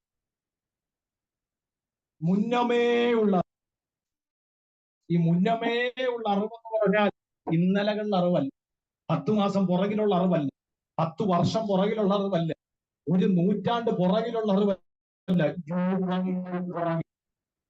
ഒരാമേ പറ, ഒരാമേ പറ. പൗലോസിന്റെ ഭാഷയിൽ പറഞ്ഞ ലോക സ്ഥാപനത്തിന് മുമ്പേ ഉള്ള അറിവ് എത്ര പേർക്ക് മനസ്സിലാകുന്നു? സ്തോത്രം. ഹല്ലേലൂയ. എന്താണ് ദൈവം ആദ്യം മുന്നമേ അറിഞ്ഞത്? ദൈവം ഫസ്റ്റ് മുന്നമേ അറിഞ്ഞത് മാനവരാശിയെ രക്ഷിക്കേണ്ടതിന് ഒരു രക്ഷകൻ പിറക്കണം. ദൈവം മുന്നമേ അറിഞ്ഞു. എന്തിനാ ദൈവം അത് മുന്നമേ അറിഞ്ഞത്? അല്ലെങ്കിൽ നിത്യതയുടെ കാര്യപരിപാടി പരാജയപ്പെട്ടു. മനസ്സിലായോ? നിത്യതയുടെ കാര്യപരിപാടി പരാജയപ്പെട്ട് പോകും എന്നുള്ളത് കൊണ്ട് തന്നെ ഒരു രക്ഷകൻ ഈ ഭൂമിയിൽ ജനിക്കണമെന്നവർ മുന്നമേ. ഹല്ലേലൂയ. എത്ര പേർക്ക് ഞാൻ പറയുന്നത് മനസ്സിലാവുന്നു? നമുക്കൊന്ന് തെളിയിച്ചിട്ട് പോകും.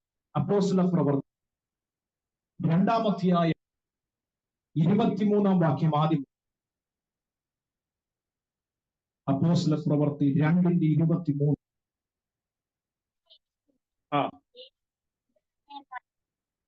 നസ്രയനായ യേശുവിനെ ദൈവം തന്നെ സ്ഥിരനിർണയത്താലും മുന്നറിവിനാലും ഏൽപ്പിച്ചിട്ട് നിങ്ങൾ അവനെ അധർമ്മികളുടെ കയ്യാൽ അർപ്പിച്ചു കൊന്നു. ഒരാമേൻ പറഞ്ഞേ. കണ്ടോ? അപ്പൊ ക്രിസ്തു ഈ ഭൂമിയിൽ ജനിക്കണമെന്ന് പിതാവായ ദൈവം മുന്നറിഞ്ഞു. എന്തിനാ പിതാവായ ദൈവം അങ്ങനൊരു പ്രോഗ്രാം ഷെഡ്യൂൾ ചെയ്തത്?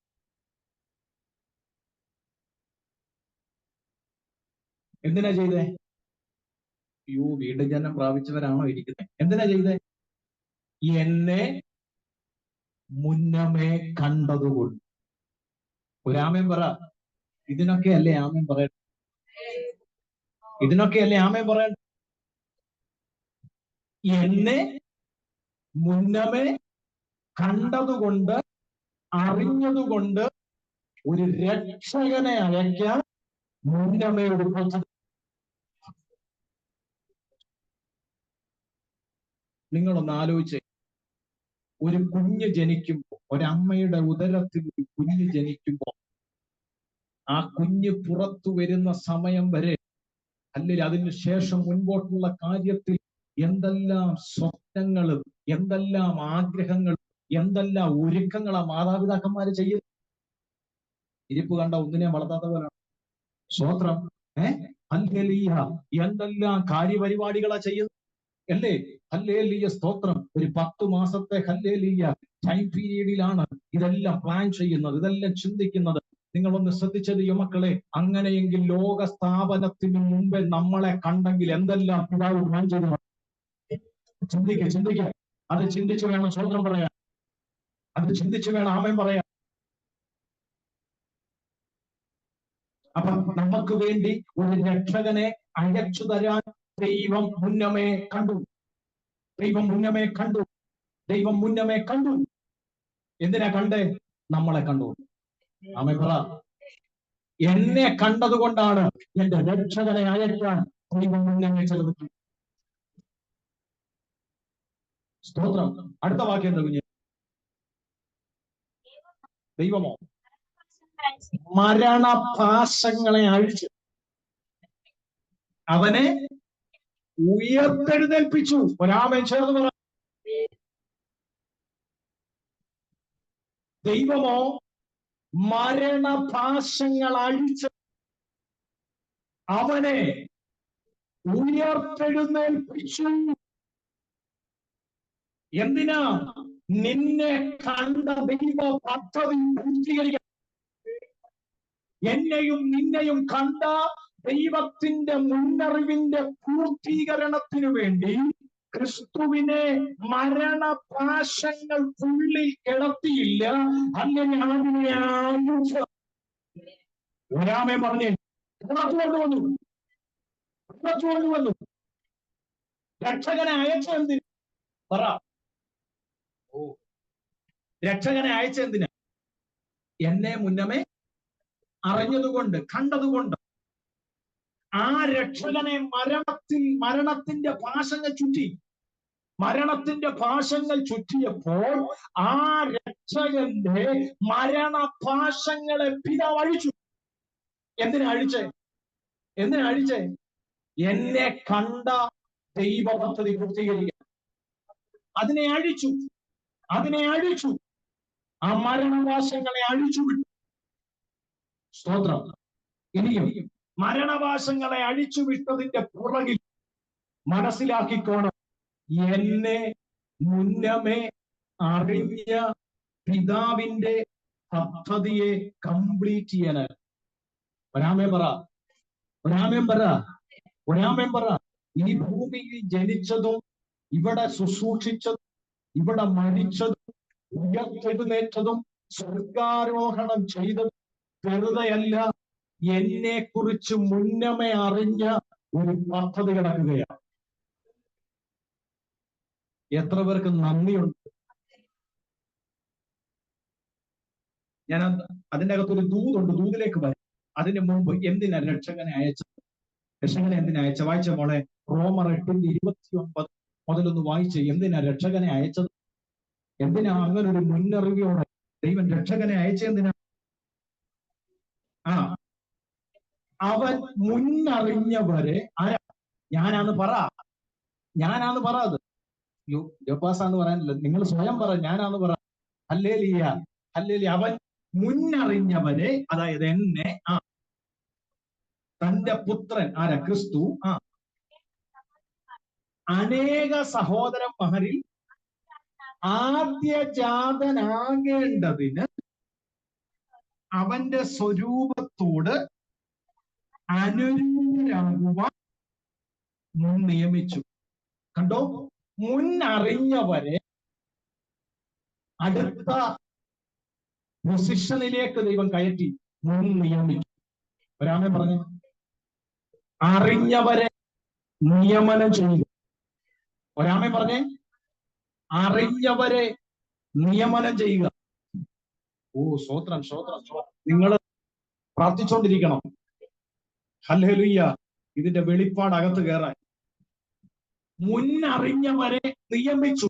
എവിടെ നിയമിച്ചു? ക്രിസ്തുവിന്റെ സഹോദരങ്ങളായി. ഒരാമേ പറഞ്ഞേ, പിതാവായ ദൈവം തന്റെ ഹല്ലേലൂയ ക്രിസ്തു ആദ്യജാതനാകേണ്ടതിന് തനിക്ക് സഹോദരങ്ങൾ ആവശ്യമായി.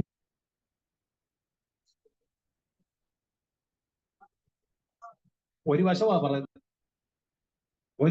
പറയുന്നത്. ഹല്ലേലൂയ, സ്തോത്രം. അപ്പോസ്തലൻ അത് വ്യക്തമായി വെളിപ്പെടുത്തുക. ഹല്ലേലൂയ. ഈ ക്രിസ്തു എങ്ങനെ ഈ ഭൂമി വന്നു? ക്രിസ്തു ഭൂമി വന്ന ഏകജാതന അല്ലേ? അതാണ് യോഹന്നാന്റെ സുവിശേഷത്തിൽ തന്റെ ഏകജാതനായ പുത്രനിൽ വിശ്വസിക്കുന്ന ഏകജാതനായി വന്നവനെ ആദ്യജാതനാക്ക ദൈവം കണ്ട പദ്ധതിക്കകത്ത് മുന്നമേ അറിഞ്ഞവരാ ഞാനും നീ. അവർക്ക് മനസ്സിലായി? സ്തോത്രം കേട്ടോ. ഏകജാതനായി വന്നവൻ ആദ്യജാതനായി മാറത്തക്കവണ്ണം, ഹല്ലേലൂയ, അതിന്റെ പരമ്പരകളിൽ എന്നെയും നിന്നെയും മുന്നമേ അറിഞ്ഞ ഒരു ദൈവ പദ്ധതി മറന്നു പോകരുത്. സ്തോത്രം. മുൻ നിയമിച്ചു. അടുത്ത വാക്യം എന്താ മോനെ?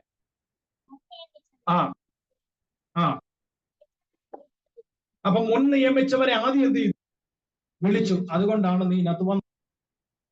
ഈ വീണ്ടും ജനനം എന്ന പ്രോസസ് നീ കയറിയതിന് ആണ്. അടുത്തത്, വിളിച്ചവരെ എന്ത് ചെയ്തു? നീതീകരിച്ചു. നിന്റെ അനീതി മാറ്റി. അടുത്തത്, നീതീകരിച്ചവരെ തേജസ്കരിച്ചു. തന്റെ ആത്മാവിനെ നഷ്ടപ്പെട്ട് ഏതനിൽ നഷ്ടപ്പെട്ടു പോയത് അവർ മടക്കി തന്നു. അടുത്ത, ഇത് സംബന്ധിച്ച് നാം എന്ത് പറയണ്ടു? അടുത്ത, ഇനി ശ്രദ്ധിച്ച് കേട്ടോണേ. മുന്നറിഞ്ഞവരെ മുൻ നിയമിച്ച് തന്റെ ആദ്യജാതന്റെ സഹോദരങ്ങളായി നമ്മളെ നിർത്തിയിരിക്കുകയാണെങ്കിൽ എന്ന് വെച്ചാൽ വീണ്ടും ജനനം പ്രാപിച്ച് നീ ക്രിസ്തുവിന്റെ സഹോദര വർഗത്തിന് സമനായി നിൽക്കുകയാണെങ്കിൽ, അടുത്ത വാക്യം, അങ്ങനെയുള്ളവർക്ക് ദൈവം അനുകൂലമെങ്കിൽ അവിടെ അതൂത് കിടക്കണം.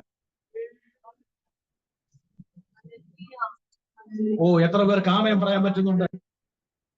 എത്ര പേർ കാമയം പറയാൻ പറ്റുന്നുണ്ട്? എത്ര പേർ കാമയം പറയാൻ പറ്റുന്നുണ്ട്?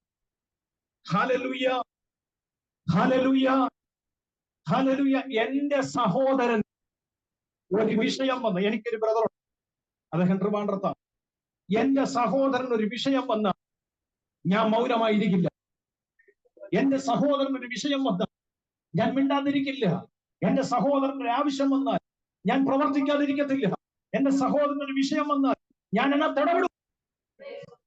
ഞാൻ ഇടപെടുന്നവൻ ഇടപെടും. ചിലപ്പോ ഇടപെടും, പക്ഷെ അതിനൊക്കെ ഒരു പരിമിതി.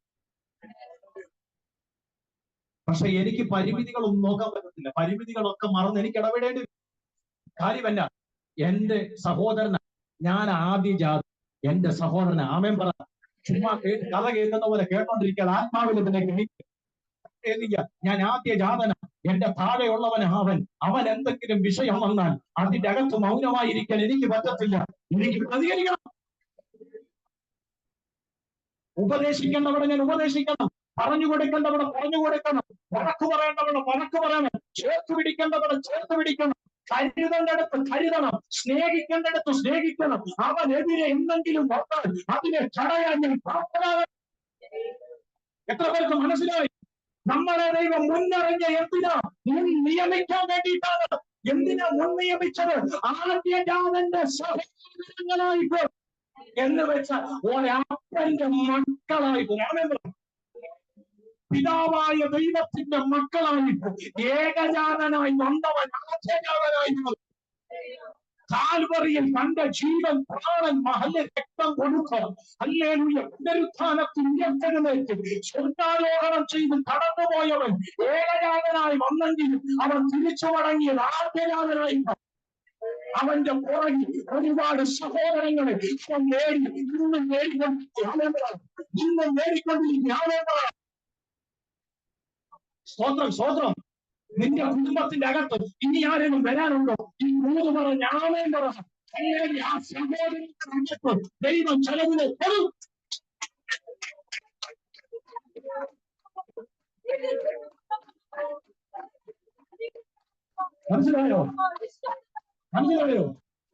മനസ്സിലായോ? ഇന്ന് പകൽക്കാലം അതാണ് പറയുന്നത്. ആ ഏകജാതനായി വന്നവൻ ആദ്യജാതനായി മാറി. എങ്ങനെ മാറി? മുന്നമേ അവൻ നമ്മളെ കണ്ടു. ഇനി ഒരു പദ്ധതിക്ക് വേണ്ടി മുന്നമേ അവൻ നമ്മളെ കണ്ടു. നമ്മളെ കണ്ടത് ഇനി ഈ വീണ്ടും ജനനത്തിന്റെ അകത്ത് നമ്മളെ ആക്കി. എന്തിനാക്കി? സഹോദര വർഗങ്ങളായി നമ്മളെ നിയമിച്ചു. എന്തിനു നിയമിച്ചു? ഹല്ലേലൂയ. ഒരു പിതാവിന്റെ മക്കൾ. അതുകൊണ്ടാണ് പൗലോസ് പറഞ്ഞത് നമ്മളെ ദത്തെടുത്തു. പുത്രത്വത്തിന്റെ ആത്മാവിനെ നിങ്ങൾക്ക് തന്നു. യഹൂദന്മാർക്കും നമ്മക്കും ഒരേ വില ദൈവം തന്നു, ഒരേ അവകാശം ദൈവം തന്നു. രാമൻ പറ. സ്വതന്ത്രം. ഇങ്ങനെയുള്ളവർ വീണ്ടും ജനനം പ്രാപിച്ചു. പിതാവാകുന്നവൻ കുഞ്ഞമെ കണ്ടവർ അവരോട് ഒരു ദൂത് ദൈവം അനുകൂലമെങ്കിലും നിനക്ക് പ്രതികൂലം. ദൈവം അനുകൂലമെങ്കിലും ഒരപ്പനെ അനുകൂലമെങ്കിലും എത്ര മരണ ഭാഷകൾ ചുറ്റിയാലും അവനതിനെ അറിയും. இந்த பகத்துல விடுதலை நடந்த வீണ്ടുம் ஜனனம் പ്രാപിച്ചവർക്കെതിരെ ഉയർത്തിക്കൊണ്ട് വരുന്ന ചില പ്രതികൂലങ്ങളെ നോക്കിക്കൊണ്ട് ആത്മനിയോഗത്തോടെ വിളിച്ചു വരണം. എന്റെ അപ്പനെ അനുകൂല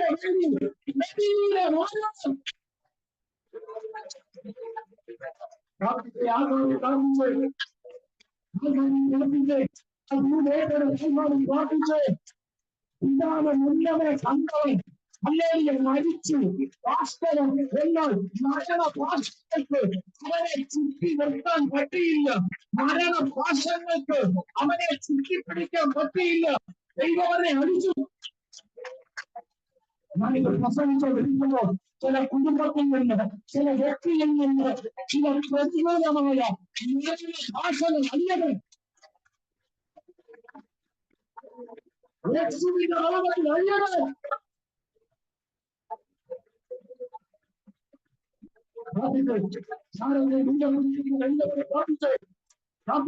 മരണവാസങ്ങൾ യേശുവിന്റെ നാമത്തിൽ അഴിയുന്നു, അഴിയുന്നു, അഴിയുന്നു, അഴിയുന്നു. അഴിഞ്ഞു വരട്ടെ, അഴിഞ്ഞു വരട്ടെ, അഴിഞ്ഞ് പുറത്തു വരട്ടെ, അഴിഞ്ഞ് പുറത്തു വരട്ടെ, അഴിഞ്ഞ് പുറത്തു വരട്ടെ, അഴിഞ്ഞ് പുറത്തു വരട്ടെ, അഴിഞ്ഞ് പുറത്തു വരട്ടെ. ആ പിതാവായ ദൈവം നിന്നെ നിന്നമേ കണ്ടതാണെങ്കിൽ മരണവാസത്തിന്റെ കടക്കത്തില്ല. ദൈവം അനുകൂലമെങ്കിൽ പ്രതികൂലമായ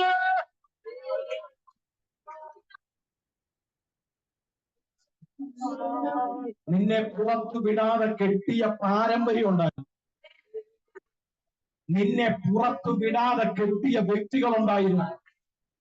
നിന്നെ പുറത്തു വിടാതെ ബന്ധിച്ച പല കാര്യങ്ങളുണ്ടായിരുന്നു. ഉടലമനക ശമ്പര. എന്നാൽ ആ പാരമ്പര്യത്തിന്റെ ഉള്ളുവിട്ട ആ അന്ധകാര ശക്തികളുടെ വ്യാപാരങ്ങളുടെ നടുവിൽ നിന്ന് ദൈവം നിന്നെ പുറത്തു കൊണ്ടുവന്നത് ഭാഗ്യം കൊണ്ട് വന്നതല്ല, ഭാഗ്യം കൊണ്ട് വന്നതല്ല, ഭാഗ്യം കൊണ്ട് വന്നതല്ല. നിന്നെ അവൻ മുന്നമേ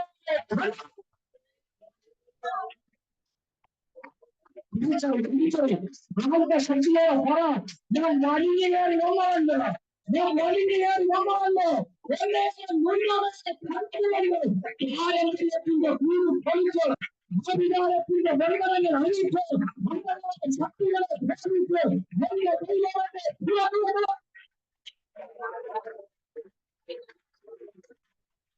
വിശ്വസിക്കുന്നവരുടെ ദൈവശക്തിയാവുന്നത്, വിശ്വസിക്കുന്നവരുടെ ദൈവശക്തിയാവുന്നത്, വിശ്വസിക്കുന്നവരുടെ ദൈവശക്തിയാവുന്നത്. ഞാൻ വെറുതെ വന്നതല്ല, ഞാൻ വഴിഞ്ഞാൽ വന്നതല്ല, അവനെന്നെ അറിയുന്നു.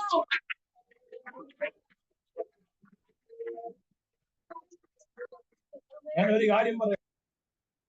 നിന്നോട് പോരാടിക്കൊണ്ടിരുന്ന അല്ല പോരാടുന്ന പിശാച് അറിയുന്നതിന് മുമ്പേ അവൻ നിന്നെ അറിഞ്ഞതാണ്. ഇരമ്യാ പ്രവാചകന്റെ പ്രവചന ശബ്ദം നിങ്ങൾ കേട്ടിട്ടുണ്ടോ? അദ്ദേഹം ഇങ്ങനാണ് പറഞ്ഞത്, അമ്മയുടെ ഉദരത്തിൽ ഉരുവാകുന്നതിന് മുമ്പേ എന്നെ അവൻ കണ്ടു, അവന്റെ കണ്ണനെ കണ്ടു.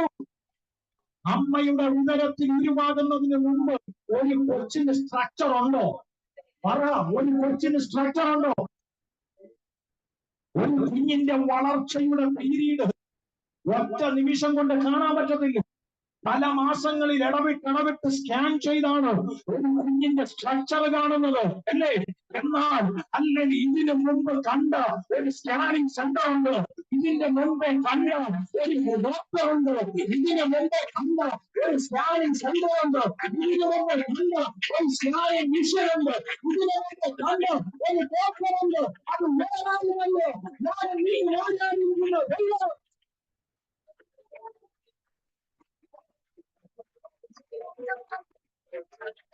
ഇന്ന് പറ, നിനക്കെതിരെ വെല്ലുവിളിക്കുന്ന, നിനക്കെതിരെ പോരാടുന്ന, നിന്റെ കുടുംബത്തിനെതിരെ പോരാടുന്ന അന്ധകാര ശക്തികളോട് നീ എന്നെ കണ്ട വിൽപ്പന, പക്ഷേ നീ കാണുന്നതിന് മുമ്പേ ഞങ്ങളെ കണ്ട ഒരു ദൈവമുള്ള എന്റെ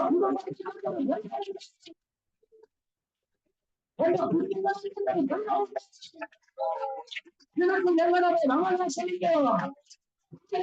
ദൈവങ്ങളെ അനുകൂല, ദൈവങ്ങളെ അനുകൂല, ദൈവങ്ങളെ അനുകൂല.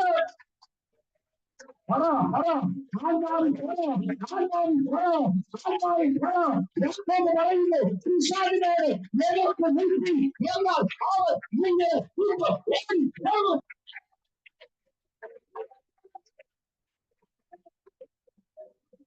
ആത്മനിയോഗത്തോടെ പറ, ദൈവം എനിക്ക് അനുകൂലം, ദൈവം എനിക്ക് അനുകൂലം, ദൈവം എനിക്ക് അനുകൂലം. അതെങ്ങനെ? അത് പറയാനുള്ള ചങ്കുറപ്പ് വേണം, അത് പറയാനുള്ള ചങ്കുറപ്പ് വേണം. തോന്നുന്ന പോലെ ജീവിച്ചിട്ട് ദൈവം അനുകൂലം എന്ന് പറയാൻ പറ്റും? നമുക്ക് ഇഷ്ടമുള്ള പോലെ ജീവിച്ചിട്ട് ദൈവം അനുകൂലം എന്ന് പറയുന്നത് പറ്റുമോ? ഇല്ല. നമുക്ക് തോന്നുന്ന വഴിയിലൂടെ എല്ലാം പോയിട്ട് നമ്മൾ രാത്രി എന്ന് പറയുന്നത് ചങ്കറപ്പോടെ പറയണമെങ്കിൽ അതുപോലെ ജീവിക്കുന്നവനെ പറയാൻ പറ്റത്തുള്ളൂ. ചങ്കറപ്പോടെ പറയണമെങ്കിൽ അതുപോലെ മനുഷ്യന്റെ സർട്ടിഫിക്കറ്റ് നീ നോക്കണം. മനുഷ്യൻ ഉള്ളത് ഇല്ലാതാക്കി പറയും, ഇല്ലാത്തതിനെ ഉള്ളതാക്കി പറയും. അതാണ് മനുഷ്യൻ. മനുഷ്യന്റെ സർട്ടിഫിക്കറ്റ് നോക്കണം. നിനക്കും ദൈവമായിട്ടുള്ള ബന്ധത്തിന്റെ ഇടയിൽ ഹല്ലേലൂയ, നിങ്ങൾ തമ്മിലുള്ള നീയും ദൈവവുമായിട്ടുള്ള ബന്ധത്തിന്റെ ഇടയിൽ പെർഫെക്ഷൻ ഉണ്ടെങ്കിൽ അത് മതി. മറ്റുള്ളവർ പറയുന്നതിനെ നീ ചിന്തിക്കണ്ട. മറ്റുള്ളവർ പറയുന്നതെടുത്ത് തലയെടുക്കണ്ട. നിന്റെ ആ പരിപാടിയിൽ നിന്ന് മാറ്റാൻ പരിശുദ്ധാത്മാവിനെ ഇടപെടുക. അല്ല, മറ്റുള്ളവർ പറയുന്നത് നീ നോക്കണ്ട. നിന്നെ കുറിച്ച് ദൈവം നോക്കുക.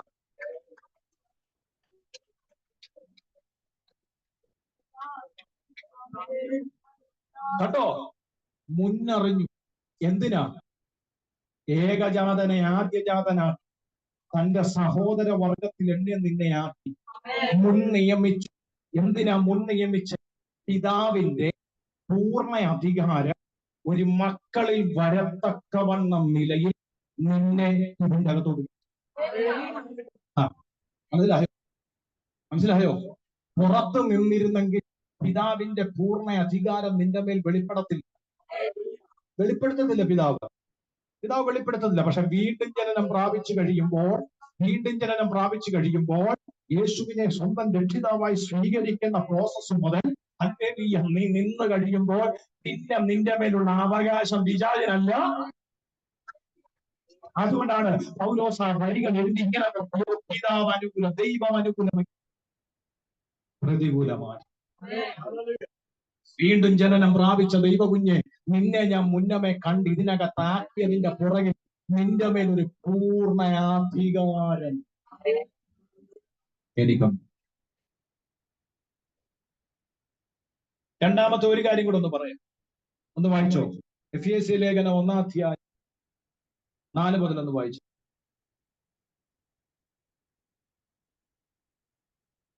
എഫെസ്യ ലേഖനം 1-ാം അധ്യായം 4. നിഷ്കളങ്കരുമാകേണ്ടതിന് അവൻ ലോകം സ്ഥാപനത്തിന് മുമ്പേ നമ്മെ അതെ വായിച്ചു. ഒന്നുകൂടെ വായിച്ചേ. നാം തന്റെ സന്നിധിയിൽ വിശുദ്ധരും നിഷ്കളങ്കരും ആകേണ്ടതിന് അവൻ ലോക സ്ഥാപനത്തിന് മുമ്പേ. കണ്ടോ അവൻ നമ്മെ എന്ത് ചെയ്തു? മുന്നമേ അറിഞ്ഞവൻ നമ്മെ തെരഞ്ഞെടുത്തു. അടുത്തത് എന്തിനാ തെരഞ്ഞെടുത്തേ? വിശുദ്ധരും നിഷ്കളങ്കരും ആകേണ്ടത്. അതിന്റെ അർത്ഥം എന്നാ? അങ്ങനല്ലായിരുന്നു. പിള്ളേരുടെ ഭാഷ പറഞ്ഞ് എല്ലാം തരികിടെ. പിള്ളേരുടെ ഭാഷ പറഞ്ഞു ഇവരെല്ലാം, നല്ലൊരു പയ്യൻ പറഞ്ഞ പോലെ എന്റെ ഭാഷ, ഇവരെല്ലാം തരികിടെ. സ്തോത്രം. ഞാൻ ചോദിച്ചു, നീ എന്നാടാ അവിടെ പോവാ? എന്തിനാ ഭാഷ പോകും? അവിടെ മൊത്തം തരികിടെ. സ്തോത്രം. അപ്പൊ നമ്മൾ ഇങ്ങനെ ആയിരുന്നു. നമ്മൾ നിഷ്കളങ്കരും വിശുദ്ധരും ആകേണ്ടതിന് ലോക സ്ഥാപനത്തിന് മുമ്പ് നമ്മളെ കണ്ടു. അടുത്ത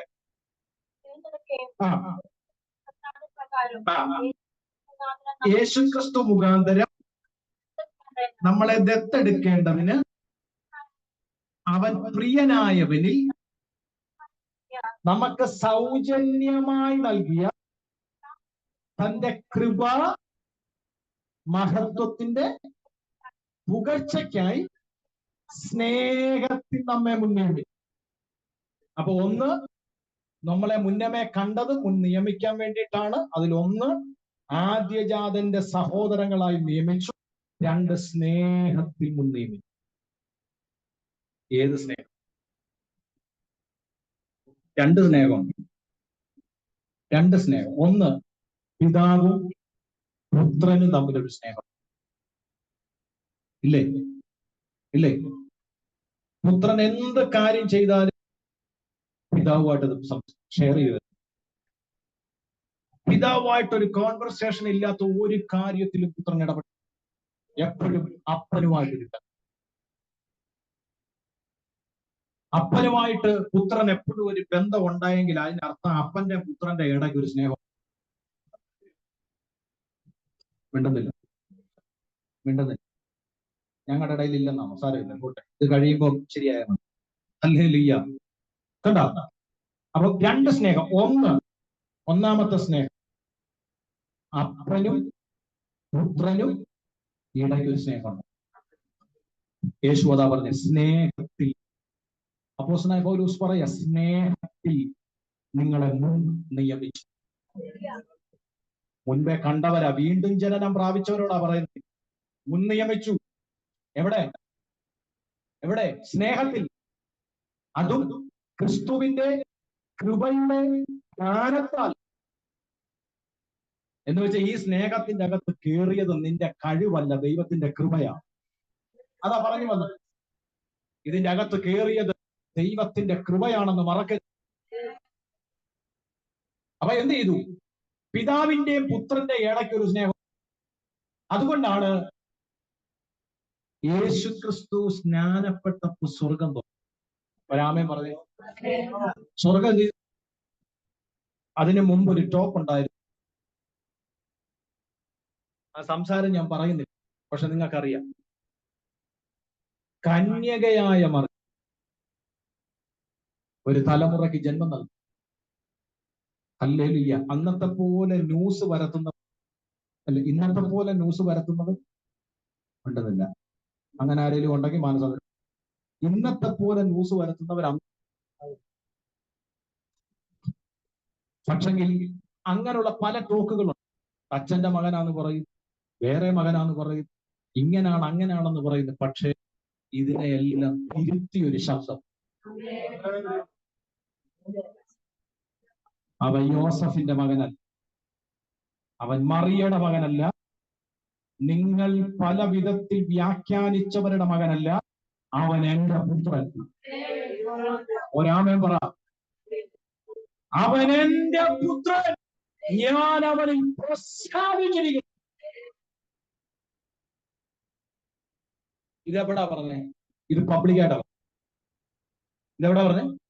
ഇത് പബ്ലിക്കായിട്ടാ പറഞ്ഞേ. പക്ഷെ യേശു ക്രിസ്തുവും ശിഷ്യന്മാരും 3 പേരും കൂടെ രഹസ്യമായി പ്രാർത്ഥിക്കാൻ പോയൊരു സമയം. ആ സമയത്ത് ഹല്ലേലൂയ, മാർക്കോസ് ഇങ്ങനെ എഴുതിയത്, ഒരലക്കുകാരന് പോലും അലക്കി വെളുപ്പിക്കാൻ കഴിയാത്ത വിധത്തിൽ അവന്റെ വസ്ത്രം മിന്നി.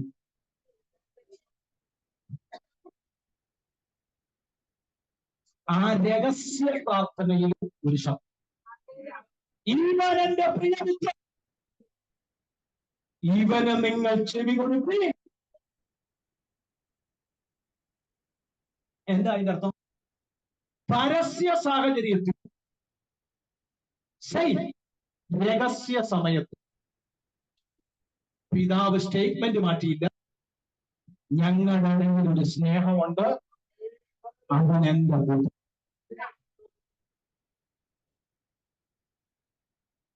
ആമേൻ. നമ്മളെക്കുറിച്ച് ചിലപ്പം പരസ്യമായി ചിലരൊക്കെ നല്ലത്,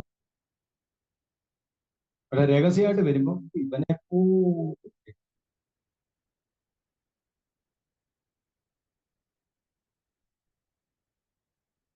പരസ്യമായി കാണുന്നുണ്ടോ? അച്ഛൻ വലിയ അച്ഛനെ പോലെ വേറെ അച്ഛൻ അങ്ങോട്ട് മാറി എല്ലാരും പോയി കഴിഞ്ഞ് 2 പേരായിട്ട് ചുരുങ്ങുന്ന സമയത്ത് ആ പുള്ളിയോ എല്ലാം നമുക്കറിയാം.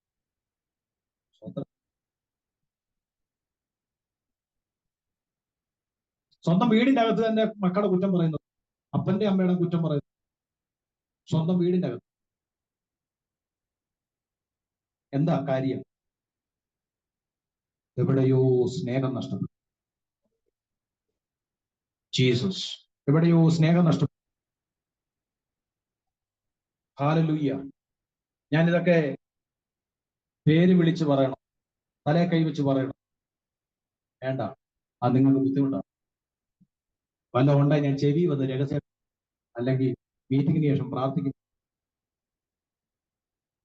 പ്രാർത്ഥിച്ചുകൊണ്ടിരുന്നോ? വചനം ഏറ്റെടുത്ത് വിശ്വസിച്ച് പ്രാർത്ഥിച്ചാൽ ഇന്നീ കെട്ടഴി ദൈവം വിടുവിക്കും. ശ്രദ്ധിച്ച് കേട്ട ദൈവമക്കളെ, അല്ലെങ്കിൽ നിങ്ങൾ ഈ വചനം പഠിക്കണം. അതുകൊണ്ടാണ് ഞാൻ ഇങ്ങനെ പരസ്യമായിട്ട് മാത്രമല്ല പിതാവായ ദൈവം പറഞ്ഞ, രഹസ്യമായിട്ടും പറഞ്ഞു, ഇവൻ എന്റെ പ്രിയപുത്രൻ, ഞാൻ അതിൽ അഭിമാനിക്കും. പിതാവ് ഒരു മടിയും കാണിച്ചില്ല തന്റെ പുത്രനാന്ന് പറയാൻ. ഒരു മടി. ഇവൻ എന്റെ പ്രിയ. അവരുടെ ഇടയിൽ ഒരു സ്നേഹം, അവരുടെ ഇടയിൽ ഒരു വിശ്വസ്തത ഉണ്ടായിരുന്നു, അവരുടെ ഇടയിൽ ഒരു നീതി ഉണ്ടായിരുന്നു. അതാ ഒന്നാമത്തെ സ്നേഹം. നമ്മളെ കുറിച്ച് പരസ്യമായും രഹസ്യമായും ദൈവം സാക്ഷി പറയണം. പരസ്യ ജീവിതത്തിലും ദൈവം സാക്ഷി പറയണം, രഹസ്യ ജീവിതത്തിലും ദൈവം എന്ത് ചെയ്യണം? സാക്ഷി ചോദിച്ചിട്ടുണ്ട്. കർത്താവ് എന്നെ കുറിച്ച് അങ്ങയുടെ സാക്ഷി എന്താണ്? കർത്താവിനെ ചോദിച്ചിട്ടുണ്ട്. ചോദിച്ചിട്ടുണ്ട് ദൈവത്തോട്? ഇല്ല. ചോദിക്കണം കേട്ടോ, ഇടയ്ക്കണം. കർത്താവെ, എന്നെ കുറിച്ചുള്ള നിന്റെ സാക്ഷി എന്താണ്? എന്നോടൊന്ന് സംസാരിക്കണം. ചോദിച്ചിട്ടുണ്ട് ആരെങ്കിലും? ചോദിച്ചവര് കൈ ഉയർത്തിക്കുക. ഞാൻ ചോദിച്ചിട്ടുണ്ട്.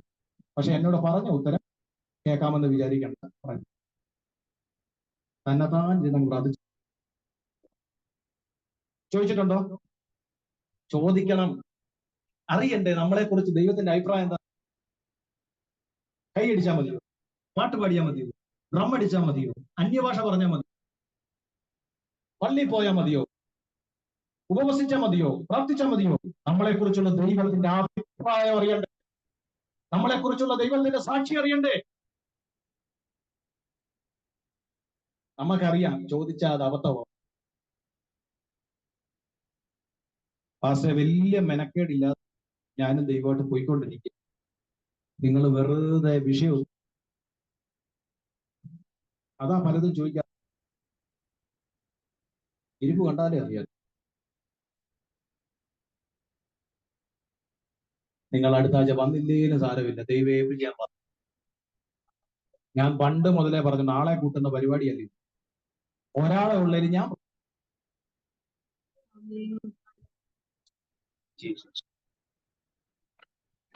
ഹല്ലേലൂയ.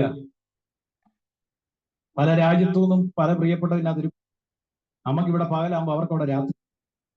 എന്നിട്ട് ഇതിനകത്ത് ഇരിക്കുന്നുണ്ടെങ്കിൽ അതിൻ്റെ അകത്തൊരു ദൈവ പദ്ധതി ഇല്ലേ? ഒരാളെ ഉള്ളതിൽ ഞാൻ ഹല്ലേലൂയ. ശ്രദ്ധിച്ചു കേട്ടെ. രണ്ടാമത്തെ സ്നേഹം, പുത്രന് നമ്മളോടുള്ള സ്നേഹം. നിങ്ങൾ ഒരു വാക്യം വായിച്ചിട്ട്, യോഹന്നാന്റെ സുവിശേഷം 15-ാം അധ്യായം 12-13 വാക്യത്തിൽ അത് എഴുതിയിരിക്കുന്നത്, സ്നേഹിതന് സ്വന്തം ജീവൻ നൽകിയതിലും വലിയൊരു സ്നേഹം. 12-13. ഞാൻ നിങ്ങളെ സ്നേഹിച്ചിരിക്കുന്നത് പോലെ നടക്കത്തില്ല. അതാ ചിലരിപ്പോ പറയുന്നത്. ശ്രമിക്കുന്നുണ്ട്, പറ്റുന്നില്ല. കർത്താവ് എന്താ പറഞ്ഞേ? തമ്മിൽ സ്നേഹിക്കണം. അടുത്തേ കണ്ടോ? അതെന്താ? റിക്വസ്റ്റ് അല്ല, അത് ഓർഡറാണ്, കൽപ്പനയാണ്. സ്വതന്ത്രം. നിങ്ങൾ എന്തിനാ സ്നാനപ്പെട്ടു? വീണ്ടും ജന്മത്തിന്റെ പ്രോസസ്. നിങ്ങൾ എന്തിനാ സ്നാനപ്പെട്ട? നിങ്ങൾ എന്തിനാ സ്നാനപ്പെട്ടവർ കൈ ഉയർത്തിക്കേ. നോക്ക്, നിങ്ങൾ എന്തിനാ സ്നാനപ്പെട്ട? ഇതൊന്നും അറിയാതെ ചുമ്മാ പോയി വെള്ളം കണ്ടെന്നൊന്ന് മുങ്ങിയ എന്ന് വിചാരിച്ച് മുങ്ങിയാണോ? നിങ്ങൾ എന്തിനാ സ്നാനപ്പെട്ടെ? കർത്താവിനോട്. ഓക്കെ, പ്രധാനപ്പെട്ട സ്നാനപ്പെട്ട കാര്യം എന്നാ? ദൈവം പറഞ്ഞു കൽപ്പനയാണ്ടല്ലേ. നിങ്ങൾ എന്തിനാ തിരുവതാഴം? ഏറ്റവും പ്രധാനപ്പെട്ട കാര്യം ദൈവം പറഞ്ഞ കൽപ്പനയാണ്, സ്നാനവും കർത്തൃമേശയും.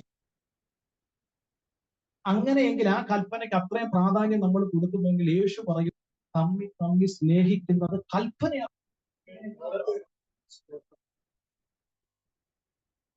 ഇനി ഒന്ന് സ്വയം വിവേചിച്ചേ. ഒന്ന് സ്വയം വിവേചിച്ച് ഇവിടെ ഇരിക്കുന്നവരോട് തന്നെ. ഇല്ല പാസ്റ്റർ, ഇവിടെ ഇരിക്കുന്നവരോട്, പുറത്തുള്ളവരോട് റൂമിലിരിക്കുന്നവർ കേൾക്കുന്നുണ്ടോ? ക്രിസ്തു നമ്മളെ സ്നേഹിച്ച സ്നേഹത്തെക്കുറിച്ചാണ് വായിച്ചത്. ഞാൻ നിങ്ങളെ സ്നേഹിച്ചതുപോലെ നിങ്ങൾ തമ്മിൽ സ്നേഹിപ്പീൻ എന്നുള്ള കൽപ്പനയാ. അടുത്തെന്താ വായിക്കുന്നേ? മടക്കി. ആ, സ്നേഹിതന്മാർക്ക് വേണ്ടി ജീവനെ കൊടുക്കുന്നതിലും അധികമുള്ള സ്നേഹം ആർക്കും. ഇത് പറഞ്ഞാരാ? ക്രിസ്തു. ഈ കറുത്ത ഈ പുസ്തകമായിട്ട് ചുമ്മാ നടക്കുകയാണോ? വായിക്കുന്നില്ല? വായിക്കൂടാ? സ്വതന്ത്രം. ക്രിസ്തുവാണ് ഇത് പറഞ്ഞത്. എന്താ പറഞ്ഞേ? സ്നേഹിതന്മാർക്ക് വേണ്ടി ജീവനെ കൊടുത്ത അതിലും വലിയൊരു സ്നേഹം ഇവിടെ ഇല്ലെന്ന്. എന്ന് വെച്ചാൽ ക്രിസ്തു നിനക്ക് വേണ്ടി മരിച്ച സ്നേഹത്തിനപ്പുറം മറ്റൊരു സ്നേഹം ഇല്ലേ ഇല്ല.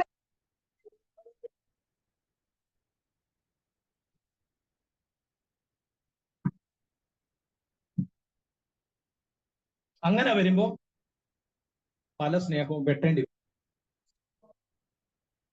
പല സ്നേഹവും വെട്ടേണ്ടി വരും. ചിലരുടെ വിചാരം രഹസ്യമായിട്ട് ചാറ്റ് ചെയ്യുന്ന സ്നേഹമാണ് നല്ല സ്നേഹം, വലിയ സ്നേഹം.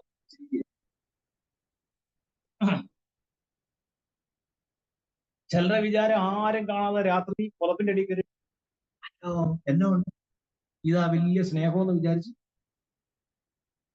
ഉണ്ടെന്നില്ലല്ലോ. സ്വോത്രമല്ല എവിടെ പോയി? ഇനി വീണ്ടും കത്തിക്കണമെങ്കിൽ ഞാൻ എന്നാ ദൂത് പറയും?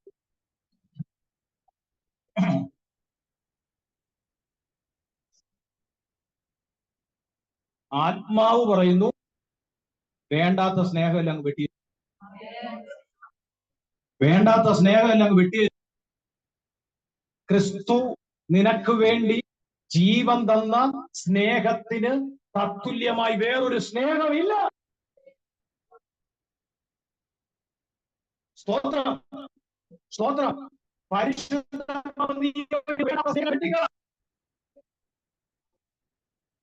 ചിലര് പറയുന്നുണ്ട്, പാസ്റ്റർ ഞാൻ സ്നേഹിക്കുന്നുണ്ട് പക്ഷെ എന്നെ വേണ്ടതില്ല. സ്നേഹിക്കുന്നില്ല, ഞാൻ സ്നേഹിക്കുന്നുണ്ട് പക്ഷെ എന്നെ സാരമില്ലെന്ന് വിടാൻ. പുത്രൻ തന്ന സ്നേഹത്തെക്കാട്ടിലും വലിയൊരു സ്നേഹമില്ലെന്ന്. പരാതിയല്ലേ? പരാതി. അങ്ങനെ സ്നേഹിക്കുന്നില്ല, ഇങ്ങനെ സ്നേഹിക്കുന്നില്ല. ഞാൻ കഴിഞ്ഞ ഇടയ്ക്ക് ഒരു മീറ്റിങ്ങിന് പോയി അമ്മയെ കുറിച്ച് പെങ്കൊച്ചു പറഞ്ഞു കേട്ട പരാതി കേട്ടു. സ്വോത്രം. ഞാൻ തന്നെ ഭയങ്കര വിഷമായി. അമ്മയെ കുറിച്ച് മോള് പറയുന്ന പരാതി. പിന്നെ അവിടെ ഒരു മര്യാദ കാണിച്ച് അമ്മയെ മാറ്റി നിർത്തി. അവളെന്നോട് പറഞ്ഞു, പാസ്റ്റർ എനിക്ക് പേഴ്സണലായിട്ട് സംഭവിച്ചു. ഞാൻ പറഞ്ഞു നിങ്ങൾ അങ്ങോട്ട് മാറി. അത്രയും മര്യാദ കാണിച്ചു. ചിലത് അങ്ങനല്ല, അമ്മ ഇരുത്തി അമ്മയുടെ കുറ്റം പറഞ്ഞു, അപ്പന്റെ കുറ്റം പറഞ്ഞു, അല്ലേ? വേണ്ടതില്ല. ഈ ദൂതെല്ലാം ഇവിടെ പുറത്ത് പോകത്തില്ലെന്ന് എനിക്കറിയാം. പരിശുദ്ധാത്മാവ് വെളിപ്പെടുത്തിയതല്ലേ. എങ്ങനെ പുറത്തു പോകും? മാനസാന്തരപ്പെടും. ദൈവം കണ്ടാളാ, ദൈവം കണ്ടാളാ, ദൈവം കണ്ടാളാ. സ്നേഹത്തിൽ അവൻ മുൻ നിയമിച്ചു. കണ്ടോ? ഒന്ന്, ആദിജാതന്റെ സഹോദരനായി മുൻ നിയമിച്ചു. രണ്ട്, സ്നേഹത്തിൽ മുൻ നിയമിച്ചു. സമയമില്ലാത്തതുകൊണ്ട് ഞാൻ ബാക്കി ഭാഗം വിശദീകരിക്കാം. രണ്ടാമത്തേക്ക് വേഗത്തിൽ. രണ്ടാമത് പറഞ്ഞത് ആത്മാവിൽ, പത്രോസ് ആത്മാവിൽ വിശുദ്ധീകരിക്കപ്പെട്ടു, അല്ലേ? ഒന്ന്, പിതാവായ ദൈവത്തിൽ മുന്നറിയപ്പെട്ടു. എന്തിനാ? മുൻ നിയമിക്കാൻ വേണ്ടി. രണ്ട്, വീണ്ടും ജന്മം പ്രാപിച്ചവരെ കുറിച്ച് പറയുന്നത് ആത്മാവിൽ വിശുദ്ധീകരിക്കപ്പെട്ടു. അതിനൊരു ഗ്രീക്ക് വേർഡുണ്ട്, ഹാഗിയോനോസിസ്. ഹാഗിയാനോസിസ് എന്ന് പറഞ്ഞ അതിന്റെ അർത്ഥം അപവിത്രമായ, ഭക്തികെട്ട, ജഡികമായ അനുഭവത്തിൽ നിന്ന് പവിത്രമായ, ആത്മീയമായ, ഭക്തിയുള്ള അവസ്ഥയിലേക്കൊരു വേർതിരിവ്. അല്ല, മനസ്സിലായോ? ആ പവിത്രമായ എന്ന് വെച്ചാൽ പവിത്രമല്ല, ഐഹികമായ ജഡികമായ പ്രവൃത്തിയിൽ നിന്ന് പവിത്രമായ ആത്മീയമായ ഭക്തിയുള്ള അവസ്ഥയിലേക്ക് വേർതിരിക്കുക. ഇന്നലകളിലെ വീണ്ടും ജന്മം പ്രാപിക്കുന്നതിന് മുമ്പ് ഇന്നലകളിലെ ഐഹികങ്ങളുടെ പുറകെയല്ലേ പോയെ, കെട്ടുകഥകളുടെ പുറകെയല്ലേ പോയെ, ജഡികപരമായിട്ടല്ലേ പോയെ. അതിൽ നിന്ന് വേർതിരിക്കുക എന്നുള്ളതാണ് അർത്ഥം.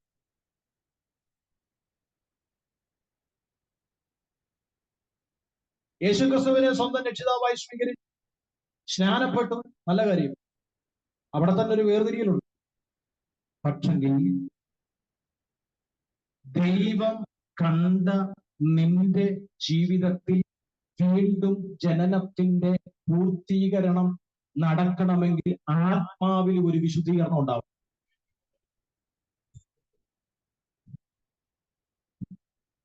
അത് ആഗ്രഹിക്കുന്നത്ര പേർ എന്ന് വെച്ച് കഴിഞ്ഞാൽ പരിശുദ്ധാത്മാവിനെ ആത്മാവിൽ വിശുദ്ധീകരിക്കപ്പെടും. യേശുവിനെ സ്വന്തം രക്ഷിതാവായി സ്വീകരിച്ചു, നല്ല കാര്യം. പക്ഷെങ്കിൽ വീണ്ടും ജനനത്തിന്റെ പൂർത്തീകരണം നടക്കണമെങ്കിൽ പിതാവിന്റെ പുത്രന്റെ പരിശുദ്ധാത്മാവിന്റെ നാമത്തിൽ സ്നാനപ്പെട്ടു, നല്ല കാര്യം. പക്ഷെങ്കിൽ വീണ്ടും ജനനത്തിന്റെ പൂർത്തീകരണം നടക്കണമെങ്കിൽ അപ്പോസ്തലനായ പത്രോസ് നമ്മളോട് വിളിച്ചു പറയുന്നു, ആത്മാവിൽ വിശുദ്ധീകരിക്കപ്പെട്ടു എന്ന് വെച്ചാൽ പരിശുദ്ധാത്മാവിന്റെ അസാധാരണമാകുന്ന ഒരു നിയന്ത്രണം നീ ഏറ്റെടുക്കണം.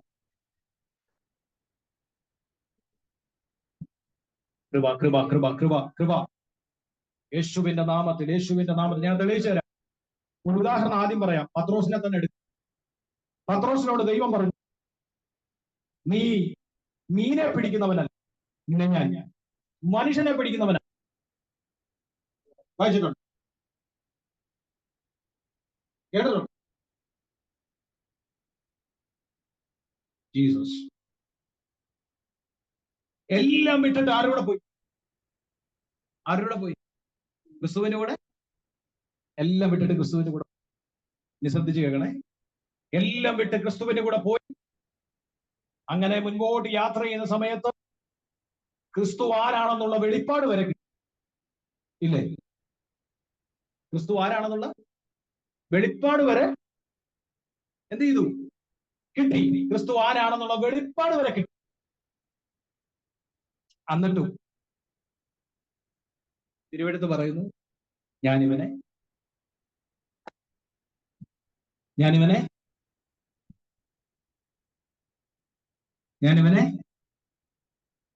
അറിയുന്നില്ല. ഞാനിവനെ അറിയുന്നില്ല. യേശു കർത്താവിന്റെ സ്വർഗാരോഹണം ശേഷം ചരിത്രം പഠിപ്പിക്കുന്നത് ഇനി എന്നെ ചെയ്യണമെന്ന് അറിയത്തില്ല. അന്നാ വലയെല്ലാം കൂടി എടുത്ത് ഒന്നുകൂടെ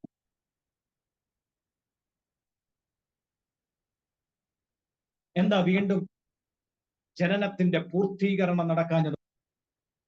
യേശു പറഞ്ഞു, അത് നടക്കണമെങ്കിൽ കാത്തിരിക്കണം. അത് നടക്കണമെങ്കിൽ കാത്തിരിക്കണം. നിങ്ങൾ കാത്തിരുന്നാൽ ഞാൻ വാഗ്ദത്തം ചെയ്തവൻ ഇവിടെ വരും. അവൻ നിങ്ങളുടെ അകത്ത് വന്നാൽ അവൻ നിങ്ങളെ വിശുദ്ധീകരിക്കും. അവന്റെ വിശുദ്ധീകരണം കൂടെ നടന്നാലേ നിന്റെ വീണ്ടും ജനനത്തിന്റെ പൂർത്തീകരണം നടന്നു. ഒരാമേൻ പറ. അതുകൊണ്ടാ പരിശുദ്ധാത്മാവിനെ പ്രാപിക്കണമെന്ന് പറഞ്ഞു. ഇനി നിങ്ങൾ ശ്രദ്ധിച്ചേ, പത്രോസിന് 2 ചാപ്റ്റർ ഉണ്ട്. ഒന്നാണ് ഹല്ലേലൂയ, പത്രോസ് ആത്മാവിനെ പ്രാപിക്കുന്നതിന് മുമ്പ്. 2 ആത്മാവ് വന്ന് വിശുദ്ധീകരിച്ചതിന് ശേഷമുള്ള ചാപ്റ്റർ. നിങ്ങൾ ശ്രദ്ധിച്ചിട്ടുണ്ടോ? ഹല്ലേലൂയ, ഇതെങ്ങനെ സംഭവിച്ചു എന്ന ചോദ്യത്തിന്റെ മുമ്പിൽ ഹല്ലേലൂയ പത്രോസ് സധൈര്യം പറയുന്നു, നിങ്ങൾ ക്രൂശിച്ചവനും മരിച്ചവരുടെ ഇടയിൽ നിന്ന് ദൈവം ഉയർപ്പിച്ചവനുമാകുന്ന ആശ്രയനാകുന്ന യേശുവിന്റെ നാമത്തിൽ ഇത് സംഭവിച്ചു. ഈ പത്രോസ് തന്നെ തള്ളിപ്പറഞ്ഞു. ഇന്നലകളിൽ എന്ന കാര്യം, ആത്മാവിന്റെ വിശുദ്ധീകരണം നടക്കാത്ത സമയത്ത് അവൻ തള്ളിപ്പറഞ്ഞെങ്കിലും ആത്മാവിന്റെ വിശുദ്ധീകരണം അവൻ നടന്നതിന് ശേഷം അവൻ തള്ളിപ്പറയുകയെന്ന് അവൻ ക്രിസ്തുവിനെ ഉയർത്തുക. അതിനാണ് പരിശുദ്ധാത്മാവിനെ പ്രാപിക്കണം. ദൈവം നിന്നെ പുതുതാക്കും. ആത്മാവിന്റെ വിശുദ്ധീകരണത്തിന് വേണ്ടി ആരാഗ്രഹിക്കുമ്പോ പ്രാർത്ഥിച്ചോണ്ടിരിക്കുന്നു. പകൽ ദൈവം നിറയ്ക്കും. നിനക്ക് ആഗ്രഹമുണ്ടോ എന്നെ ആത്മാവിൽ ഒന്ന് വിശുദ്ധീകരിക്കണം? വീണ്ടും ജനനം പ്രാപിക്കപ്പെട്ട എന്നെ ആത്മാവിൽ ഒന്ന് വിശുദ്ധീകരിക്കണമെന്ന് ആർക്ക് ആഗ്രഹമുണ്ടോ അവരോട് ഞാൻ ആത്മനിയോഗത്തോടെ പറയാം, നിന്റെ മേൽ ഇന്ന് പകലത് വെളിപ്പെട്ടു വരട്ടെ. സമയമില്ലാത്തതുകൊണ്ട് വേഗത്തിൽ പോകുന്നു. പിന്നീട് നമുക്ക് ഒരുമിച്ച് ആരാധിക്കാം. അപ്പൊ ആത്മാവിന്റെ വിശുദ്ധീകരണം എന്ത് ചെയ്യണം? നടക്കണം. ഞാൻ അത് നിങ്ങൾക്ക് ബോധ്യപ്പെട്ട് മനസ്സിലാക്കി തരാം ഒറ്റ വാക്കിൽ.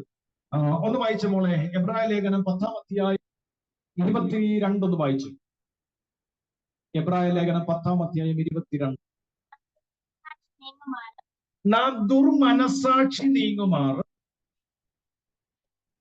ഹൃദയങ്ങളിൽ തളിക്കപ്പെട്ടവരും ശുദ്ധവെള്ളത്താൽ ശരീരം കഴുകപ്പെട്ടവരുമായി വിശ്വാസത്തിന്റെ പൂർണ്ണ നിശ്ചയം പൂണ്ടു പരമാർത്ഥ ഹൃദയത്തോടെ അടുത്ത് രാമൻ പറഞ്ഞേ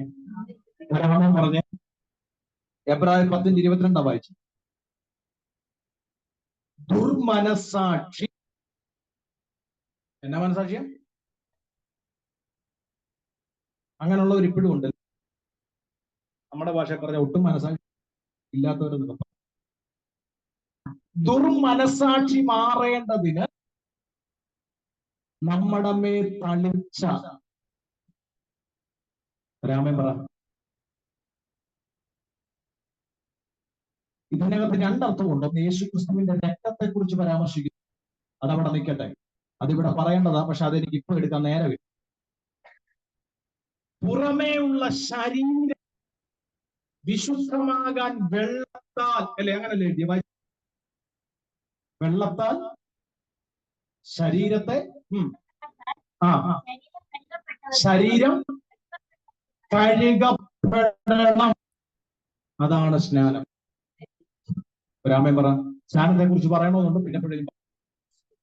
ശുദ്ധവെള്ളത്താൽ ശരീരം കഴുകപ്പെടണം. കഴുകപ്പെടണം. രക്ഷിക്കപ്പെട്ടതുകൊണ്ടായില്ല. ശുദ്ധവെള്ളത്താൽ പിതാവിന്റെ പുത്രന്റെ പരിശുദ്ധാത്മാവിന്റെ നാമത്തിൽ പഴയ മനുഷ്യനെ അടക്കം ചെയ്യണം. പുതുതായി ജനിക്കാത്തവൻ സ്വർഗരാജ്യം കാണും. ശ്രദ്ധിച്ചു കേട്ടെ. പക്ഷേ ശരീരം ശുദ്ധവെള്ളത്താൽ കഴുകിയാലും അകം കഴുകപ്പെടണമെങ്കിൽ ആത്മാവിൽ വിശുദ്ധീകരിക്കണം. എത്ര പേർക്ക് മനസ്സിലായി? അകം ശരിയാകണമെങ്കിൽ ആത്മാവിൽ വിശുദ്ധീകരിക്കപ്പെടണം. അതിന് രണ്ടർത്ഥമുണ്ട്. യേശുവിന്റെ രക്തത്തെ കുറിച്ച് പറയുന്നുണ്ട്. അതാണ് പത്രോസിന്റെ ലേഖനത്തിൽ പറയുന്നത്, യേശുവിന്റെ രക്തത്താൽ തളിക്കപ്പെട്ടവർ. ആ ഭാഗം ഞാൻ എടുക്കുന്നില്ല. അല്ലെ, ആത്മാവിൽ വിശുദ്ധീകരിക്കുക. ആത്മാവിൽ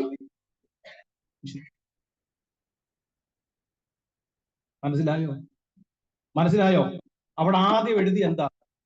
ശരീരം വിശുദ്ധ വെള്ളത്താൽ കഴുകുക എന്നുള്ളതല്ല ആദ്യം എഴുതിയ ദുർമനസാക്ഷി എന്ന് വെച്ചാൽ അകം ശരിയായിട്ട് വേണം, പുറം ശരിയായിട്ട്. അകം ശരിയായിട്ട് വേണം, പുറം ശരിയായിട്ട്. സ്തോത്രം. യോഹന്നാൻ പറഞ്ഞു, നിങ്ങൾ ശ്രദ്ധിച്ചിട്ടുണ്ടോ? ഞാൻ നിങ്ങളെ വെള്ളത്താൽ സ്നാനം കഴിപ്പിക്കുന്നു. എന്നിലും ബലവാൻ എന്റെ പുറകെ വരും.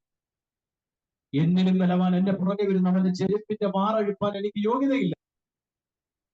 അവൻ നിങ്ങളെ പരിശുദ്ധാത്മാവിനാൽ തീയാലും. രാമൻ പറഞ്ഞേ. ഇതിന്റെ വിശുദ്ധീകരണമാണ് നമ്മൾ നടക്കേണ്ടത്. വീണ്ടും ജനനം പ്രാപിച്ചവർ തിരിച്ചറിഞ്ഞോ?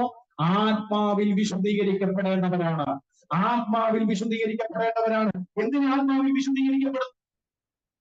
അത് യേശുക്രിസ്തു തന്നെ പറയുന്നുണ്ട്. അപ്പോസ്തല പ്രവർത്തനം 1-ാം അധ്യായത്തിൽ വായിക്കുന്നുടനെ 1-ാം അധ്യായത്തിന്റെ 1 മുതൽ 5 വരെ വാക്യം വായിക്കുമ്പോൾ അവിടെ 5-ാം വാക്യം ഒന്ന് വായിച്ചതോടെ.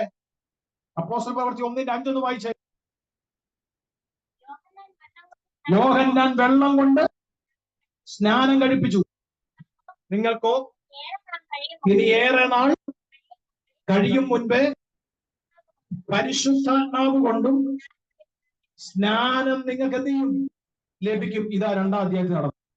അവർ ഒരുമിച്ചിരുന്നപ്പോൾ ആത്മാവ്, ഒരാമേന്ദ്ര ആത്മാവ് പ്രാവെന്ന രൂപത്തിൽ അഗ്നിജ്വാല പോലെ അല്ലെ, കൊടിയ കാറ്റടിക്കുന്നത് പോലെ അല്ലെ, വലിയ ഭൂകമ്പം ഉണ്ടാകുന്നത് പോലെ അല്ലെ, വേദപുസ്തകത്തിൽ എവിടെയെല്ലാം പരാമർശിച്ചിരിക്കുന്നു. എന്തിനാ അല്ലെങ്കിൽ ജലസ്നാനം മാത്രം പോരാ, ആത്മാവിൽ വിശുദ്ധീകരിക്കപ്പെടണം. വീണ്ടും ജനനം പ്രാപിച്ചവർ ആത്മാവിൽ വിശുദ്ധീകരിക്കപ്പെടണം. സ്നാനപ്പെട്ടതെല്ലാം അഭിഷേകം പ്രാപിക്കണം.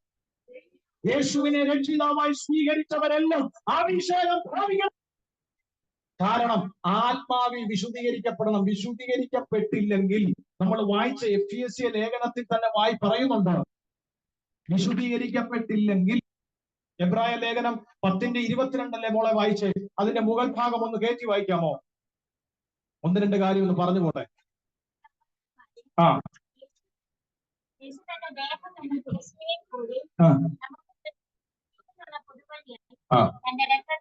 വിശുദ്ധ മന്ദിരത്തിലേക്കുള്ള പ്രവേശനത്തിന് ധൈര്യവും ദേവാലയത്തിന് ഒരു മഹാപുരോഹിതനും നമുക്കുള്ളതുകൊണ്ട് ദുർമനസാക്ഷി നീങ്ങുമാറ് ഹൃദയങ്ങളിൽ. അതിന്റെ മുകളിലോട്ട് കയറി വായിച്ചേ. അവിടെ അല്ല, അതിന്റെ മുകൾ ഭാഗം വായിച്ചു. കുറെ കാര്യങ്ങൾ എഴുതിയിട്ടുണ്ട്. നമ്മൾ എങ്ങനെ ആയിരുന്നു വായിച്ചേ. അല്ലല്ല, അതിന്റെ മുകളിൽ വായിച്ചു. ദുർനടപ്പ് കണ്ടില്ലേ?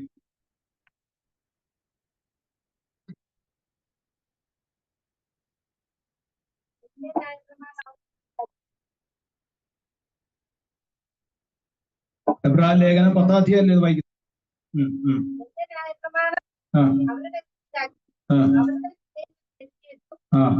കർത്താവിന്റെ അഗ്നിപ്പാട് ശേഷം അവരുടെ പാപങ്ങളെയും അസത്യങ്ങളെയും ഞാൻ ഓർക്കുകയുമില്ല. എന്നാൽ മോചനം ഉള്ളിടത്ത് ഇനി പാപങ്ങൾക്ക് വേണ്ടി ആവശ്യമില്ല. അതുകൊണ്ട് സഹോദരന്മാരെ, യേശു തന്റെ ദേഹമെന്ന കൂടി നമുക്ക് ജീവനുള്ള വഴിയായി തന്റെ രക്തത്താൽ വിശുദ്ധ മന്ദിരത്തേക്കുള്ള പ്രവേശനത്തിന് ധൈര്യവും ദൈവത്തിന്മേൽ മഹാപുരോഹിതനും നമുക്കുള്ളതുകൊണ്ട് നാം ദുർമനസാക്ഷി നീക്കുമാറാകരുത്. ഇനി ഞാൻ പറയുന്ന ഒരു വാക്യം വായിക്കും. 1 കൊരിന്ത്യർ 6-ാം അധ്യായം 11-ാം വാക്യം ഒന്ന് വായിച്ചേ.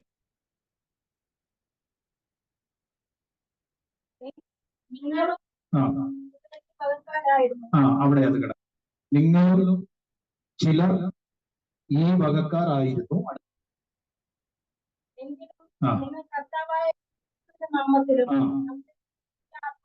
ദൈവത്തിന്റെ ആത്മാവിനാലും നിങ്ങളെ തന്നെ എന്ത് ചെയ്തു? കഴുകി. കണ്ടോ? നിങ്ങളെ തന്നെ എങ്ങനെ കഴുകി? ആത്മാവിനാൽ വിശുദ്ധീകരിക്കും. ഏത് വകക്കാരായിരുന്നു? എന്റെ മേളോട്ട് വായിച്ചു. മുകൾ ഭാഗം കയറി ഒന്ന് വായിച്ചേ. ദുർനടപ്പുകാർ.